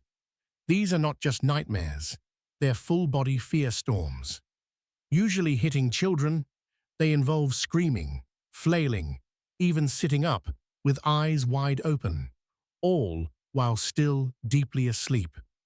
The next morning, the child usually remembers nothing, leaving parents bewildered and slightly traumatized. Night terrors occur during non-REM deep sleep, when the brain is supposed to be at its most stable. It's like the equivalent of a fire alarm going off in an empty building. All these sleep disorders show us one key thing. Sleep is not passive. It's an active, complex process involving brain circuits, chemical balances, and finely tuned switches. When those switches misfire, the results can look bizarre, frightening, or even comical. But beneath the strangeness is biology doing its messy, imperfect dance. Now, here's the kicker. We're still learning. For every sleep disorder we've named and studied, there are countless variations, overlaps, and mysteries. Some disorders are linked to stress, others to genetics, others to neurological changes, and in many cases, we only stumble upon them because of the wild stories patients bring in. Doctor, I made spaghetti in my sleep, or I fought a bear last night and accidentally punched my lamp. So maybe the real lesson of these nighttime glitches is humility. Sleep isn't just about rest. It's about navigating a secret landscape where your brain can build worlds, lock you down, or march you around the living room. We like to think we're in charge of our minds, but every night, the brain proves it has plenty of surprises tucked under the pillow. And speaking of surprises, what about when the boundaries blur even further? When the dream world doesn't just misbehave, but actively rewires your waking creativity and memory? That, dear reader, is where we're heading next. Here's a fun thought experiment. Imagine waking up after a bizarre dream. Say, riding a giant banana across the desert while chased by flying toasters. And instead of shrugging it off, you tell your local priest, king, or village elder. Suddenly, your breakfast hallucination is declared a message from the gods, a national omen, or at least a reason to sacrifice a goat. Dreams haven't always been just late-night brain movies. For much of human history, they were cosmic emails from beyond. Every culture, in every corner of the world, has tried to decode the nightly circus of images and emotions that dance across the sleeping mind. And honestly, who can blame them? Dreams arrive uninvited, feel profoundly real, and often leave us wondering if we just glimpsed a hidden truth or just ate too much cheese before bed. For millennia, humans turned these nightly visions into prophecies, rituals, art, and myth. In other words, before Netflix, we had dream interpretation as entertainment. Take ancient Mesopotamia, one of the earliest civilizations to jot down their dream theories on clay tablets. These folks didn't treat dreams like random nonsense. They treated them like encrypted dispatches from gods or spirits. Professional dream interpreters were employed to analyze whether your dream about a lion meant you'd be victorious in battle or just that you were about to become dinner. In fact, the world's oldest known dream book, dating back nearly 4,000 years, is basically a catalogue of dream symbols and their supposed meanings. It's like the ancient version of a BuzzFeed quiz. Which animal in your dream reveals your destiny? The Egyptians took this even further. To them, dreams weren't just signs. They were sacred journeys of the soul. They believed the spirit could leave the body during sleep, roam other worlds, and bring back visions. Priests maintained dream temples, where people came to sleep in sacred chambers, hoping for a divine dream that would heal an illness or reveal a solution. Imagine going to a doctor today, but instead of prescribing antibiotics, they tuck you into a temple bed and say, "Okay, let's see what Ra tells you overnight." The Greeks, never ones to pass up a chance for drama, also cast dreams in starring roles. For them, dreams were messages from the gods, particularly Zeus, who apparently had time to send bespoke visions while running Olympus. Hippocrates, the father of medicine, thought dreams could diagnose illnesses, like an ancient MRI, but with more goats and lightning bolts. And then came Artemidorus in the 2nd century CE, who wrote the ultimate dream analysis guide, Onero Critica. He basically said, look, a snake in your dream might not always mean doom.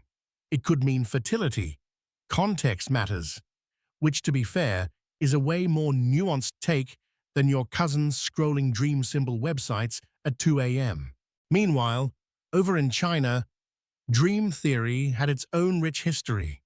Taoist philosophy saw dreams as journeys between realms, sometimes glimpses of the future, sometimes signs of disharmony in the body. One of the most famous Chinese thinkers, Zhuangzi, told the tale of dreaming he was a butterfly, only to wake up wondering if he was a man who had dreamed of being a butterfly, or a butterfly dreaming of being a man. This wasn't just a clever thought experiment. It was an existential mic drop on the blurry line between reality and illusion. Indigenous cultures around the world also wove dreams into their spiritual fabric. Many Native American traditions, for example, treat dreams as messages from ancestors or the spirit world. The Lakota Sioux developed the dream catcher, those woven circles meant to filter out bad dreams and let good ones through, like a cosmic coffee strainer. In Aboriginal Australian culture, dreams connect to dream time, a sacred dimension outside of ordinary time, where ancestral beings created the world. For them, dreams aren't just nightly nonsense. They're a fundamental link to origins, land, and identity. Now, at this point you might be wondering, were ancient people just overhyping random neurons firing in the night? That's where modern science waltzes in, holding a clipboard and saying, well, actually, neuroscience doesn't laugh off dream traditions. It studies them as cultural evidence of how humans have wrestled with consciousness. After all, even if a dream about riding a banana isn't divine prophecy, the fact that your brain created that surreal scenario says a lot about imagination, memory, and the messy blend of biology and culture. Here's the science part.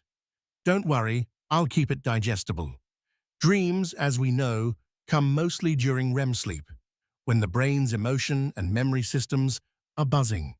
But the content of dreams, their flavor and style, often reflects what matters most to us culturally.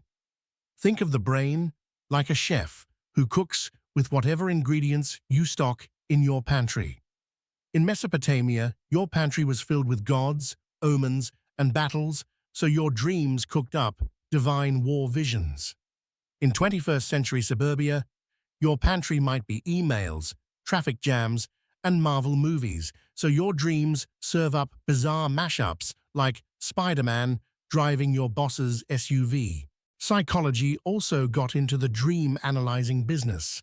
Freud famously declared dreams the royal road to the unconscious, suggesting they were coded messages from our hidden desires. So if you dreamed about climbing ladders, or, let's say, other vertical objects, Freud would wink and say, I think I know what that means. Jung, on the other hand, leaned toward collective symbolism, dreams as shared myths bubbling up from the collective unconscious. In his view, your dream about a wise old man isn't just about your weird uncle, it's an archetype, a timeless figure echoing through human culture. What's fascinating is how often these cultural dream theories overlap with what we know about the brain. Dreams do help process emotions, confront fears, and shuffle memories around. So when ancient Egyptians said dreams could heal, they weren't completely wrong, though it's less the gods fixed my liver and more my brain helped me emotionally process stress, which improved my health. It's not divine magic, but it's still pretty magical biology. And let's not forget the communal role of dreams. Sharing dreams has been, for thousands of years, a form of bonding. Imagine sitting around a fire, swapping dream stories with your tribe. One person says, I dreamed of the river flooding, and suddenly that vision helps the whole group prepare for possible danger. Dreams became social glue, a way of making sense of the unpredictable world together. Even today, people share their weirdest dreams on social media, turning personal brain theater into collective entertainment. Yes, that viral thread where everyone dreamed about the same creepy man, straight out of humanity's oldest playbook. Here's the twist. When scientists study dreams cross-culturally, they find recurring themes. Across geography and time, humans dream of being chased, of falling, of loved ones, of death. It's as if our brains share a universal set of templates, remixing them with local details. Whether you're an ancient farmer dreaming of locusts or a modern student dreaming of failed exams, the underlying anxieties rhyme. Our brains may be individual, but they hum to a species-wide tune. So what do we make of all this? Dreams sit at the intersection of biology and culture. They are private hallucinations, yes, but also shared myths. They are nightly brain maintenance routines, yes, but also public theater scripts. To ignore the cultural side would be like watching a movie only for its cinematography and ignoring the plot. Science explains the camera work, but culture gives us the story. And maybe that's why dreams fascinate us so much. They remind us that we're not just biological machines, but storytellers. Our brains are both scientists and poets, synchronizing neurons while also spinning wild tales about flying toasters and talking cats. Every culture has tried to decode those tales, to find meaning in the noise. And while modern science doesn't promise omens or prophecies, it does promise this. By studying dreams, we glimpse how imagination itself works. Now here's where things get juicy. If dreams are such powerful storytellers, shaping myths and art across centuries, what happens when we turn the lens the other way?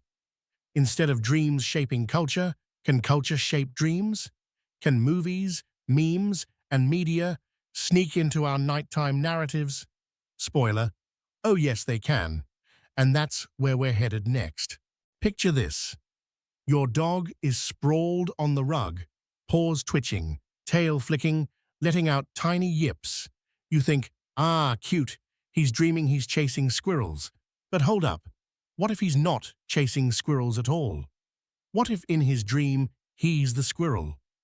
Or maybe he's in some doggy version of Inception, 3 dream layers deep, pouring through a trash can that doesn't even exist. The truth is, when it comes to animals and dreams, the possibilities are as wild as a cat on catnip. Humans often act like we own dreaming, as if the entire surreal cinema of the night is our exclusive membership club. But look around your living room, your farm, your local forest, or the deep ocean. The night hums with dreamers of all shapes and sizes. Sleep, and its strange theatrical partner, dreaming, is not some new trick evolution whipped up for Homo sapiens. It's ancient. It's stitched into the biology of creatures great and small, from snoring lions to hummingbirds perched like feathery batteries.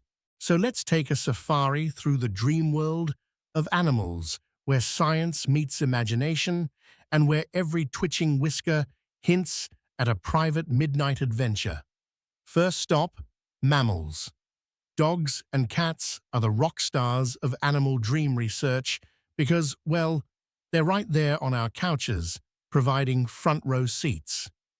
In sleep labs, scientists noticed that dogs' brain waves during REM, that's the rapid eye movement phase, think of it as the blockbuster segment of sleep, look suspiciously like ours.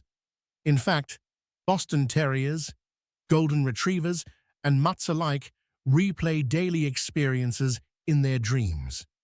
If your dog spent the afternoon guarding the yard from the mail carrier, chances are, tonight, he's replaying that drama in 3D dog vision.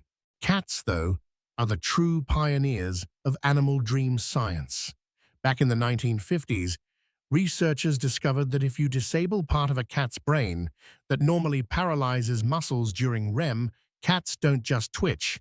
They leap up and act out their dreams. One cat stalked invisible prey, another hissed at unseen enemies, and yet another pounced on phantoms. It was like watching ghost theater, starring your house pet. This finding was huge. It proved that dreams weren't just abstract brain static. They had plots, animal plots. Cats weren't idly firing neurons, they were hunting in their sleep. Now, let's head to the barnyard. Horses and cows also enter REM. But here's the twist. Large animals don't always dream while lying down. Because their bodies are so heavy, they mostly nap standing up, using clever leg-locking joints to keep from tipping over. But REM requires them to flop down. So when a horse is actually stretched out on its side, a rare sight for city folks, odds are it's deep in dreamland, maybe galloping across imaginary fields that require no mucking out of stalls. And yes, rodents make the list too. Rats in lab mazes replay their routes during sleep. Scientists discovered this by tracking patterns of brain activity as rats scurried through mazes, then seeing those same patterns repeat while the rats snoozed. It's like their little rodent brains hit replay to reinforce memory. If rats had social media, their dreams would be endless reruns of, "Look guys, I found cheese." But what about birds? These feathered dreamers add a musical twist. Zebra finches, for instance, rehearse their songs in their sleep. Imagine a teenager practicing guitar riffs, except the amp is unplugged. During the night, the finch brain fires the same song patterns it used in the day, as if running silent karaoke. Baby birds especially rely on this, fine-tuning their tunes while snoozing, so that when they wake, they're ready to woo with full-volume performances. In other words, the next morning's love ballad started as last night's sleep playlist. Now take a deep dive, literally. Dolphins and whales live in a watery paradox. They can't just switch off their brains completely or they'd drown. So evolution gave them a weird superpower, unihemispheric sleep. One half of the brain naps, while the other stays awake enough to surface for air. This raises a trippy question. Do dolphins dream with half a brain at a time? Maybe one hemisphere dreams, while the other is on lifeguard duty. Imagine trying to dream about pizza, while the other half of your brain is screaming, "Breathe." It's multitasking at its most extreme. Reptiles also join the party. Studies on lizards have found alternating sleep states, hinting at REM-like activity. So yes, it's possible that a bearded dragon in your terrarium dreams of basking on endless sun-soaked rocks, free from that one plastic log you keep giving it. Even creatures evolution left far behind us are riding the sleep and dream carousel. And the insects? Well, brace yourself. Flies sleep. In fact, if you deprive a fruit fly of rest, it gets sluggish and cranky. Yes, scientists have made flies insomniacs. It's a strange career path. While we don't have direct evidence of insect dreams, their brain activity hints they may experience primitive forms of something like them. So the next time you swat at a mosquito buzzing near your ear, remember, you might be interrupting its little bug fantasy about, I don't know, an all-you-can-drink blood buffet. Here's the kicker. Dreaming across species isn't random.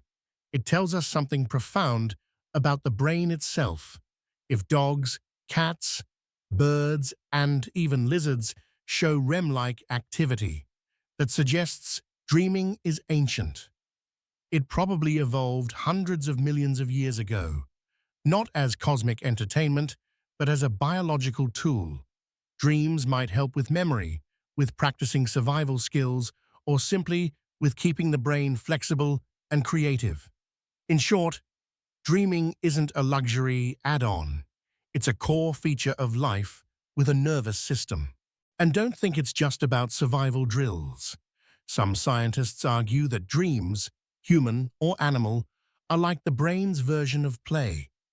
Play is practice without consequences. Kittens pounce on yarn instead of prey. Kids build sandcastles instead of fortresses. Likewise, dreams let the brain rehearse skills and emotions without the risks of reality. A cat can dream hunt a gazelle without ever leaving the couch. A rat can rerun a maze without hitting an actual dead end. Maybe, just maybe, a dolphin can leap through imaginary waves while half asleep and still not drown.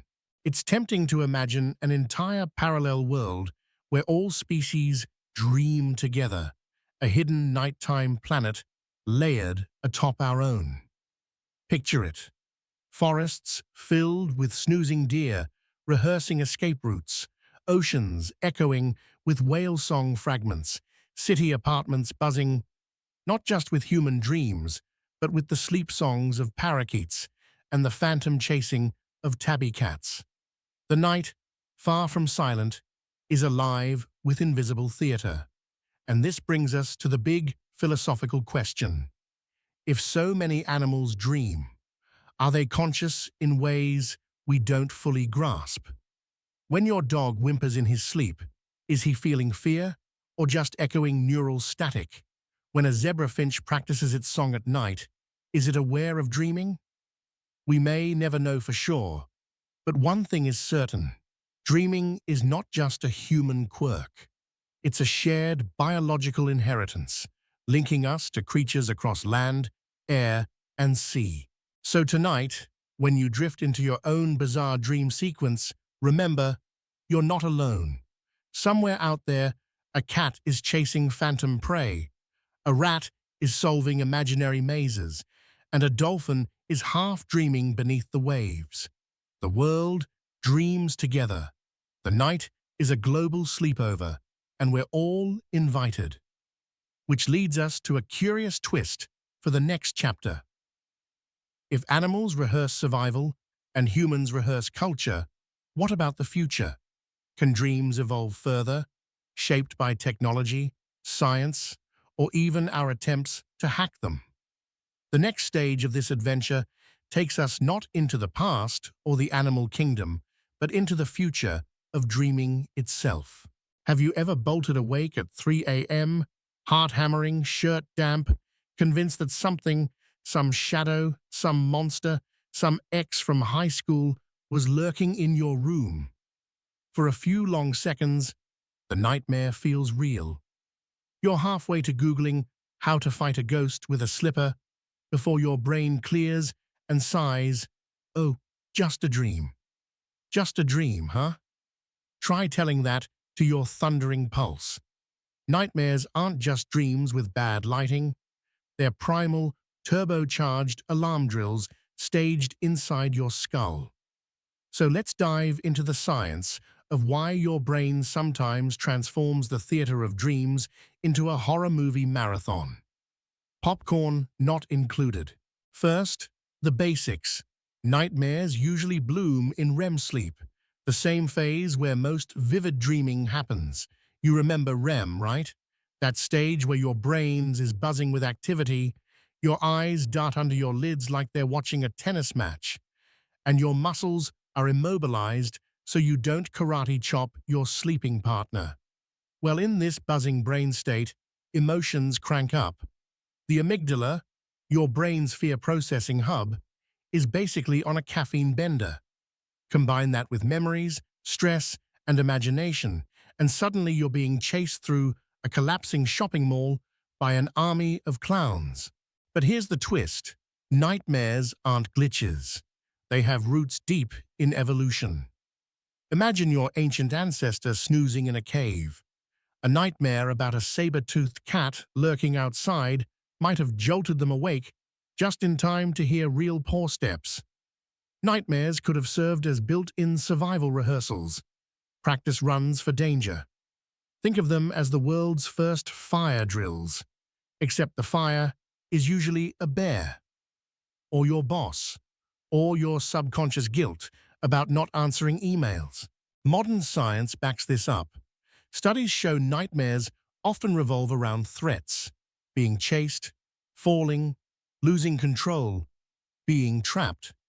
These scenarios might not win awards for originality, but they're great at pushing your internal panic button. And that panic button has purpose. It rehearses what to do in real life.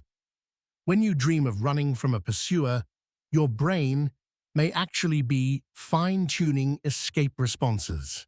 When you dream of falling, it's like your nervous system is reminding you how much gravity loves to mess with you. Of course, not all nightmares are ancient survival reruns. Some come from more personal sources.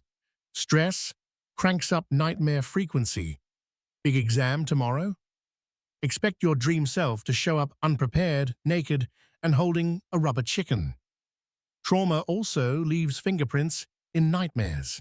People who've experienced accidents, war, or loss often relive those moments in sleep, a phenomenon linked to PTSD. In these cases, the brain isn't rehearsing. It's stuck on replay, desperately trying to file the memory into the right cabinet and never quite succeeding. Nightmares can also be sparked by the body itself. Fever dreams, for instance, can make your sleep feel like you've been trapped in a Salvador Dali painting. Certain medications mess with REM sleep and stir up dark dreamscapes. Even late-night snacks have been blamed. Spicy pizza before bed might fuel a dragon or two. Basically, anything that agitates the brain's chemistry can tilt your dreams toward the horror genre. But here's where it gets fascinating. Your nightmare isn't just scaring you for fun. Neuroscientists propose that nightmares act like emotional workouts. Just as lifting weights builds muscle by stressing it, confronting fears in dreams may help regulate emotions. After all, where better to wrestle with fear than in a safe simulation? Waking up sweaty might feel awful, but the brain could be recalibrating, testing its response systems, and giving your emotional thermostat a tune-up. Let's put it another way. Nightmares are your brain's late-night horror boot camp.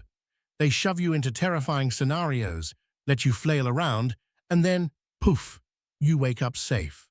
No lion, no bottomless pit, no math test where you forgot your pants. Just you, alive, a little shaken, but maybe a tiny bit tougher. Now, not everyone sees nightmares this way. For centuries, people believed nightmares were supernatural visitations.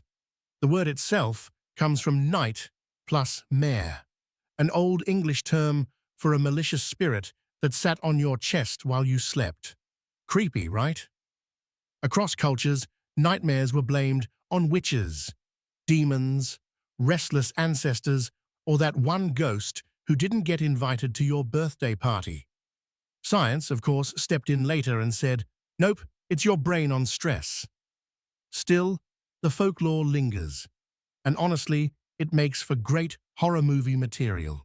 And then there's the night terror, which is the nightmare's rowdy cousin. Unlike nightmares, which you remember vividly, night terrors usually strike in non-REM sleep, leaving people thrashing, screaming, and utterly confused. They don't even recall the dream.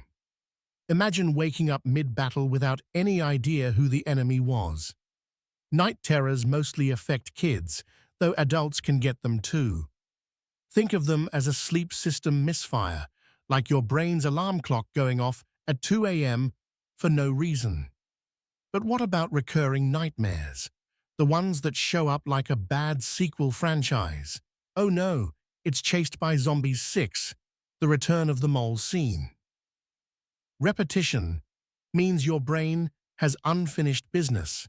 It's chewing on a theme, maybe unresolved fear or trauma, and won't let it go until you deal with it. In a way, recurring nightmares are the brain's way of waving a big neon sign saying, hey buddy, we need to talk. Here's the hopeful part. Nightmares can be trained. There's a therapy called imagery rehearsal, where people rewrite their recurring nightmares while awake. For example, if you keep dreaming about being chased, you can consciously imagine a different ending, turning to face the pursuer, or suddenly finding yourself with superhero powers.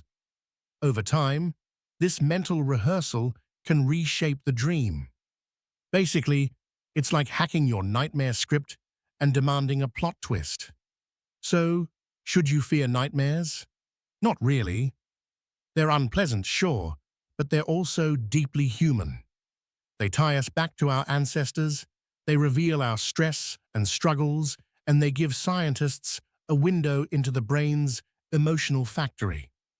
Without nightmares, maybe we'd be less prepared for life's shocks. Or maybe we'd just take gravity way too lightly. Think of nightmares as the brain's strange way of whispering, "Pay attention." Sometimes it's overkill. Do you really need to dream about being late for school decades after graduation? Probably not. But other times, it's your emotional core asking for care. And next time you wake up from a nightmare, heart pounding, remember this. Your brain just ran a full emergency drill while you slept. Sure, it felt awful, but you got a free practice round for danger, fear, and chaos. Not bad for something you didn't even schedule into your calendar. So we've wandered through the darker corners of dreamland, where shadows stretch long and the mind turns every crack into a monster's claw. But this is only one side of the story. Because if nightmares can train and terrify us, what about their opposite? Can dreams heal, inspire, or even transform us? That's where we're headed next, into the luminous territory of dreams that guide, uplift, and reveal. Nightmares may teach us fear, but the next chapter asks, what can dreams teach us about hope? Picture this: you're lying in bed, drifting into dreamland, and a team of scientists is huddled around your head like detectives at a crime scene. Except instead of fingerprints, they're after brainwaves.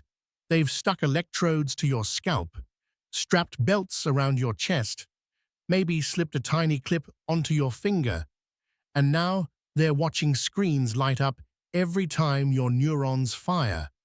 Romantic, right? Nothing says sweet dreams like having wires taped to your face. But here's the thing. Without all that slightly awkward tech, we'd still know almost nothing about what happens while you sleep. Dreams would remain ghost stories we whisper about in the morning. Snoring would just be a weird sound people make in the dark. And insomnia? Good luck diagnosing that without a sleep lab. Thanks to technology, we can actually map the hidden universe of the sleeping brain, like cartographers sketching the coastlines of a dark continent. So, let's take a walk through the gadgets and gizmos that transformed sleep research from, that's strange, into actual science. Don't worry, no electrodes will be applied to you in the making of this chapter.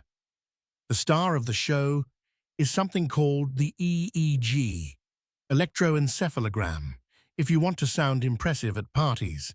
This machine records the electrical activity of your brain by placing electrodes on your scalp. Think of it as eavesdropping on your neurons while they gossip with each other. Each brainwave pattern has a name. Delta waves, slow and heavy like bass notes. Theta waves, dreamy and floaty like background music. Alpha waves, chill but alert like lo-fi beats. And beta waves, busy, buzzing, too much coffee mode. The EEG can tell scientists exactly which stage of sleep you're in, almost like reading the chapters of a book through the vibrations of the paper. Now, why should you care about wiggly lines on a screen? Because those squiggles tell us when you're plunging into deep sleep, when you're dreaming, and when you're half waking to wonder if you left the oven on. Without EEGs, the stages of sleep, IM and non-REM, would still be mysterious. The whole modern science of dreams practically launched the moment researchers saw those rapid eye movements on a sleeping child's face in the 1950s and thought, wait a second, something big is happening here. But EEG isn't working alone. Sleep studies also use EOG, that's electrooculagram, to track your darting eye movements, and EMG, electromyogram, to record your muscle activity. Translation: science has figured out how to spy on your eyeballs and muscles while you snooze. When the eyes start flicking around like they're watching an invisible tennis match, boom, you're in REM sleep. When the muscles go limp, that's your body's safety feature keeping you from acting out dreams. Put all three together, EEG, EOG, EMG, and you've got the holy trinity of sleep monitoring, the Beatles of dream science. But we didn't stop there. Welcome to the age of brain imaging. Fancy machines like fMRI, functional magnetic resonance imaging, and PET scans let scientists peek inside the skull without opening it up. Imagine a heat map of the brain glowing while someone dreams. Visual areas flare, emotional centers light up, and logic regions take a nap, which explains why, in dreams, you can fly but can't figure out how doors work. These scans revealed that dreams aren't random static. They're patterned, emotional, sensory fireworks shows, choreographed by networks of the brain. And because technology loves to go even further, researchers now try to decode dreams directly from brain activity. Yes, you read that right. Scientists have trained AI models to match brain scans with images people saw before sleeping, then compared that with dream reports. The result? Rough sketches of dream content pulled straight from brain signals. It's still crude. Think stick figures rather than high-definition Netflix, but it's the first step toward the sci-fi idea of dream recording. Imagine waking up and hitting play on last night's dream like a DVR. Creepy? Absolutely. Fascinating? You bet. Now, sleep tech isn't just for labs with giant machines. These days, your wristwatch is in the action. Fitness trackers and smartwatches promise to monitor your sleep, estimating how long you snored away in light sleep, deep sleep, and REM. They do this with motion sensors, heart rate trackers, and some algorithm magic. Are they as accurate as a hospital EEG setup? Not really, but they've given millions of people their first glimpse of their sleep patterns. Suddenly, sleep became something you could measure, a daily stat like steps or calories. Some of us have even become competitive about it. Bro, I got 2 hours of deep sleep last night. Beat that. Of course, technology sometimes turns sleep into homework. You wake up, check your sleep score, and feel bad that you didn't ace unconsciousness. Imagine your brain sighing. I worked all night filing memories and recharging, and all you give me is a 68%? But jokes aside, this wave of personal sleep tech has made us collectively more aware that sleep isn't just downtime. It's a biological performance worth tracking. Let's not forget the bedside gadgets designed to improve sleep too. White noise machines that sound like a rainstorm or a spaceship engine. Smart mattresses that adjust firmness as you toss around. Apps that sing you to sleep with guided meditations, or, let's be honest, podcasts where people whisper about shipping logistics until you pass out. Technology doesn't just watch your sleep, it tries to tuck you in. Now, here's where things get deliciously weird. Scientists aren't only measuring sleep, they're beginning to poke at it. Researchers have experimented with targeted memory reactivation, playing sounds or scents during sleep to influence what you dream about. Imagine learning French vocabulary while dozing, or training yourself to overcome fears by pairing them with safe cues in dreams. We're not at the download kung fu in your sleep stage yet. Sorry, Matrix fans, But the first steps are happening.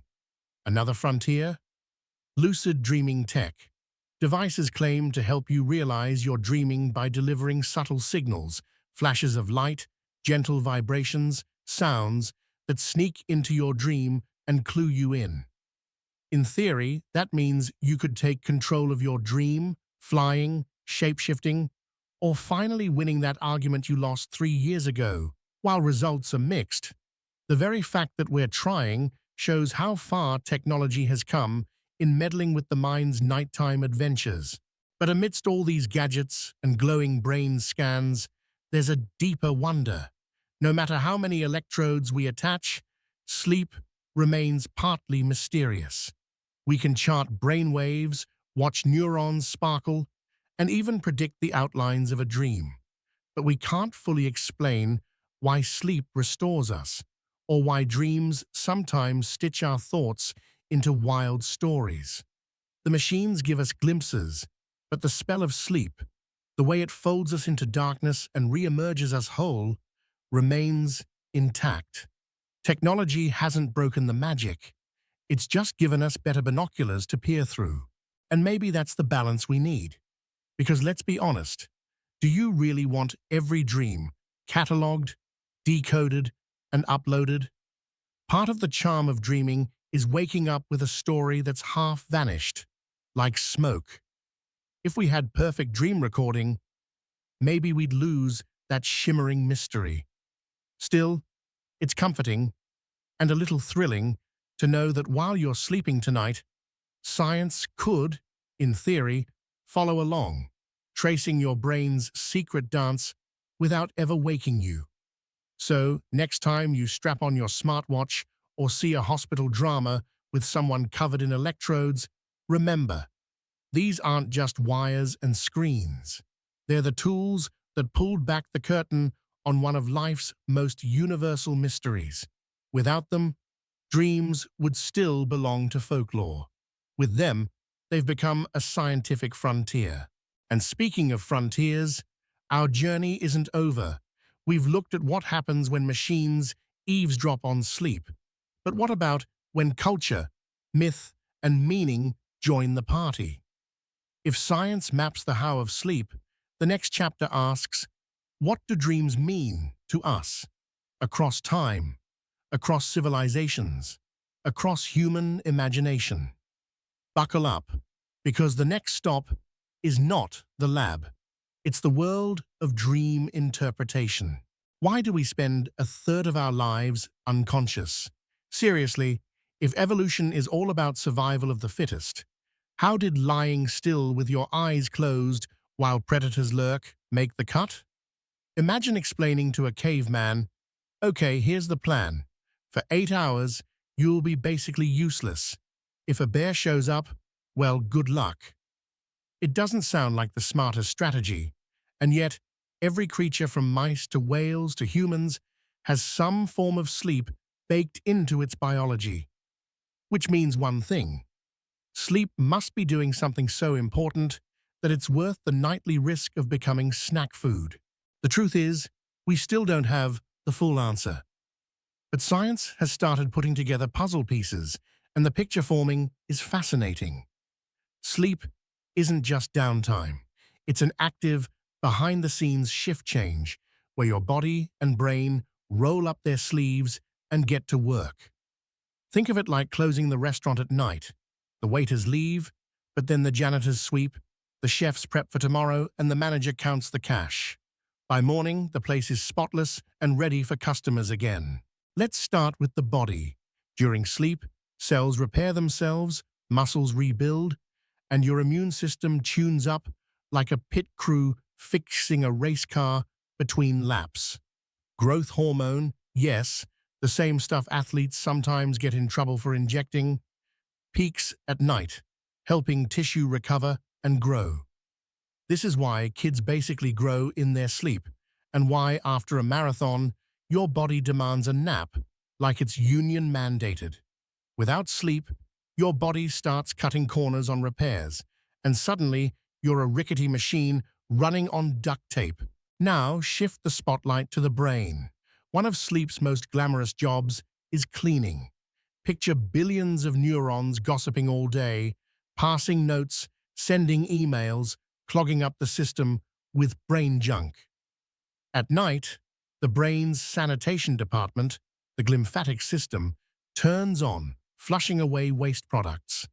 Some of this junk, like beta amyloid, is linked to Alzheimer's when it piles up. So yes, every time you sleep, your brain is literally taking out the trash. Insomnia suddenly sounds like skipping garbage day for weeks. You don't want to live in that neighborhood. But sleep doesn't just scrub your brain, it organizes it. Imagine your experiences during the day as messy photos dumped into your phone.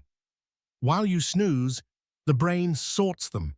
This goes into long-term memory, that one into delete, and some get shoved into weird collage project.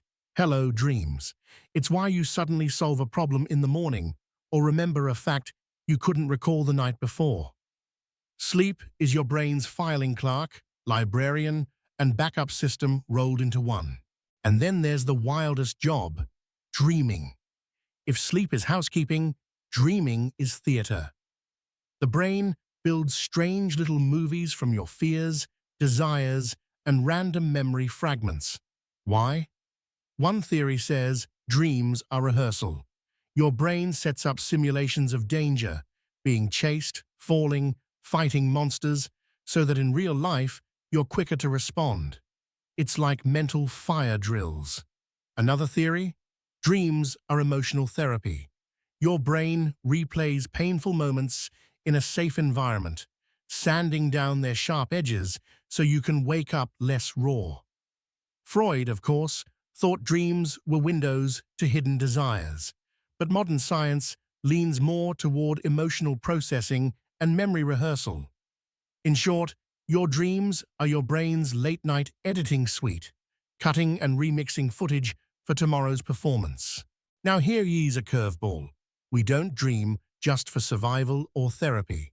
Some scientists argue dreams are a side effect, like the steam whistling from a kettle.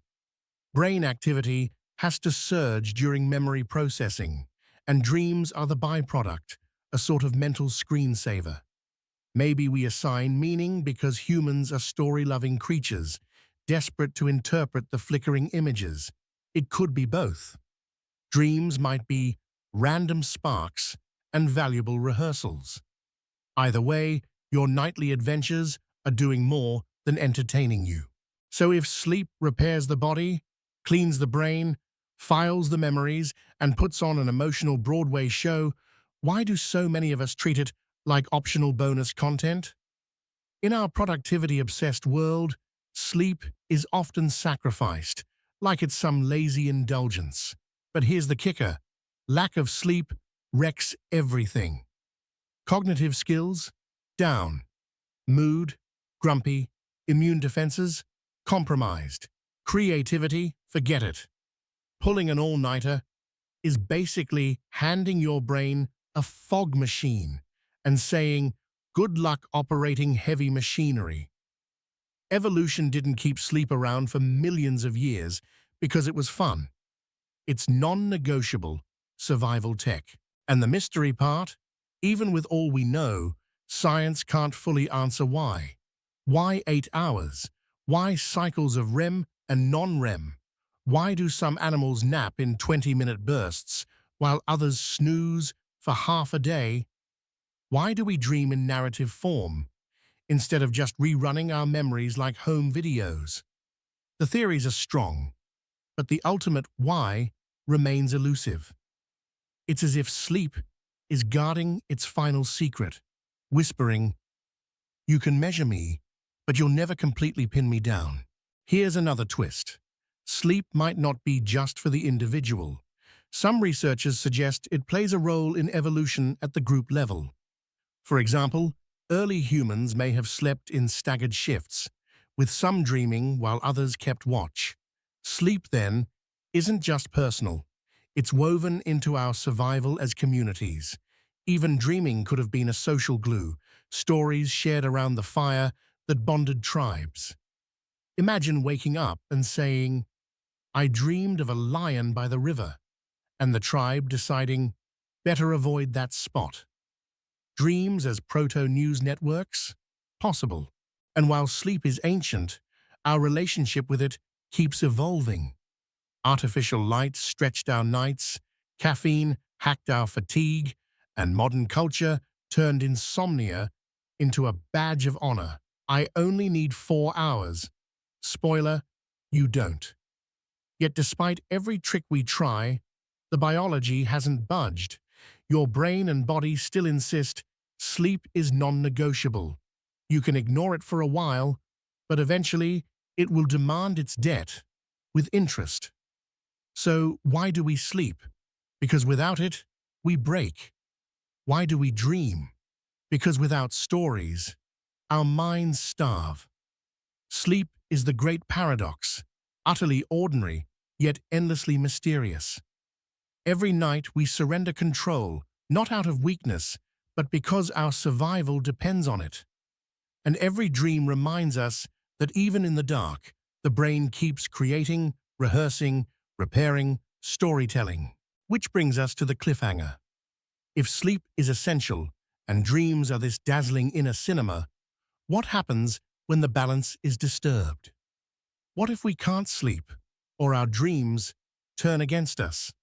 As much as sleep restores, it can also betray, ushering in insomnia, sleepwalking, and stranger disturbances that sound like myths but live in neurology.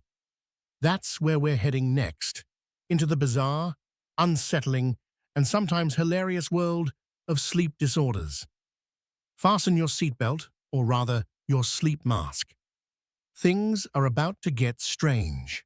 Have you ever noticed that the night feels bigger than the day?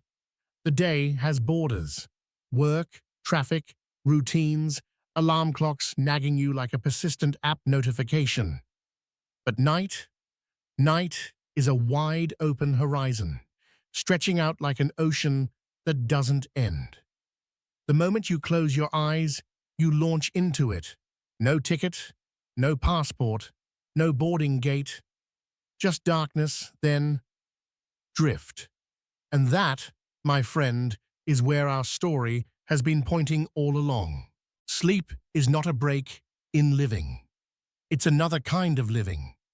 Each night you step into a different world, a different mode of existence, where your body repairs, your mind rewires, and your imagination, well, it goes wild. Think of it this way. Your daytime life is like browsing the internet. You click, scroll, accumulate tabs, sometimes crash the browser with too many open windows. But nighttime? That's when your system reboots, runs secret programs, and maybe even downloads a few mysterious updates. You wake up different, even if you don't realize it. Here's the part I love. Sleep is universal. Every culture, every person, every creature shares it. A whale dives into slow, deliberate slumber with half its brain still awake to watch for danger. A sparrow steals tiny naps while balancing on a wire. Even fruit flies. Yes, fruit flies need rest, and if you mess with their sleep, they stumble around like tiny drunk pilots. From the grandest elephant to the humblest bug, sleep unites the living. It's our common passport to the night. But for us humans, sleep also carries something extra, a story. Because in that strange theater of dreams, we slip the leash of identity and memory. One night you're a kid again, running through your old schoolyard. Another, you're flying over cities you've never seen, stitched together from scraps of imagination. In dreams, the brain isn't limited by what is. It toys with what could be. It's the ultimate sandbox, an endless play of possibility. And while science may call it neural simulations or memory consolidation, you and I know it feels bigger than that. Dreams feel like voyages, not chores. Picture it like this. Every night, you board a ship. Sleep is the ocean. Dreams are the sails. And your mind is the captain, half in control, half at the mercy of mysterious winds. Sometimes you sail calm seas. Other times, you're tossed by storms. But either way, you're traveling. You're moving beyond the ordinary into a place that doesn't obey the rules of gravity, time, or logic. You wake up, and suddenly the horizon is gone. But the voyage lingers in subtle ways. A decision feels easier. A sadness feels lighter. A memory feels sharper. Something shifted out there on the night sea. And isn't that extraordinary? We tend to think of life as the hours we're awake, our jobs, our conversations, our meals, our struggles. But what if life is a two-part act? The day and the night, equally essential, equally real. Daylight gives us action. Night gives us renewal. One is loud and crowded, the other is vast and inward. Without both, the story isn't complete. Let's zoom out even further. The night sky above us is itself a dream. Galaxies spiraling, stars burning, time stretching. When you close your eyes at night, you're not just entering your personal sleep cycle, you're syncing up with something ancient, something cosmic. Every culture has myths about sleep being a cousin to death, but in a way, it's closer to a cousin of the universe itself, a rhythm of expansion and return, of ebb and flow. The sun rises, the sun sets, neurons spark, neurons rest. The cycle spins, and you ride it night after night. Science will keep probing the mechanics, of course. Electrodes and scanners will map the brain's secret symphonies. Data will show us how sleep shapes memory, mood, creativity, even longevity. But beyond the charts and graphs, there's something irreducible, the sheer mystery of surrendering every night and waking renewed. No algorithm explains the poetry of that. You don't just shut down, you transform. So maybe the real answer isn't why do we sleep or why do we dream? Maybe it's what do we become when we do? Because each night, you become a voyager.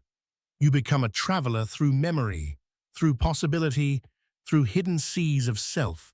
And even if you don't recall a single dream, the voyage still leaves its mark. Sleep is not wasted time. It's the silent partner of your waking life, shaping you in ways you'll never fully see. And here's the beauty. There's no final night. As long as you live, there will always be another horizon, waiting at dusk, another journey when you close your eyes. Every evening, without fail, the curtain rises on that endless play, and you're cast in the starring role. Sleep is the one voyage we all take together, yet it feels uniquely our own. So, as we close this book, remember, when the lights go out tonight and you surrender to the dark, you are not stepping away from life. You are stepping deeper into it. The horizon will be there vast and waiting, and you will sail it, like you always have, like you always will. The story doesn't end here. It never does, because the night, my friend, is endless.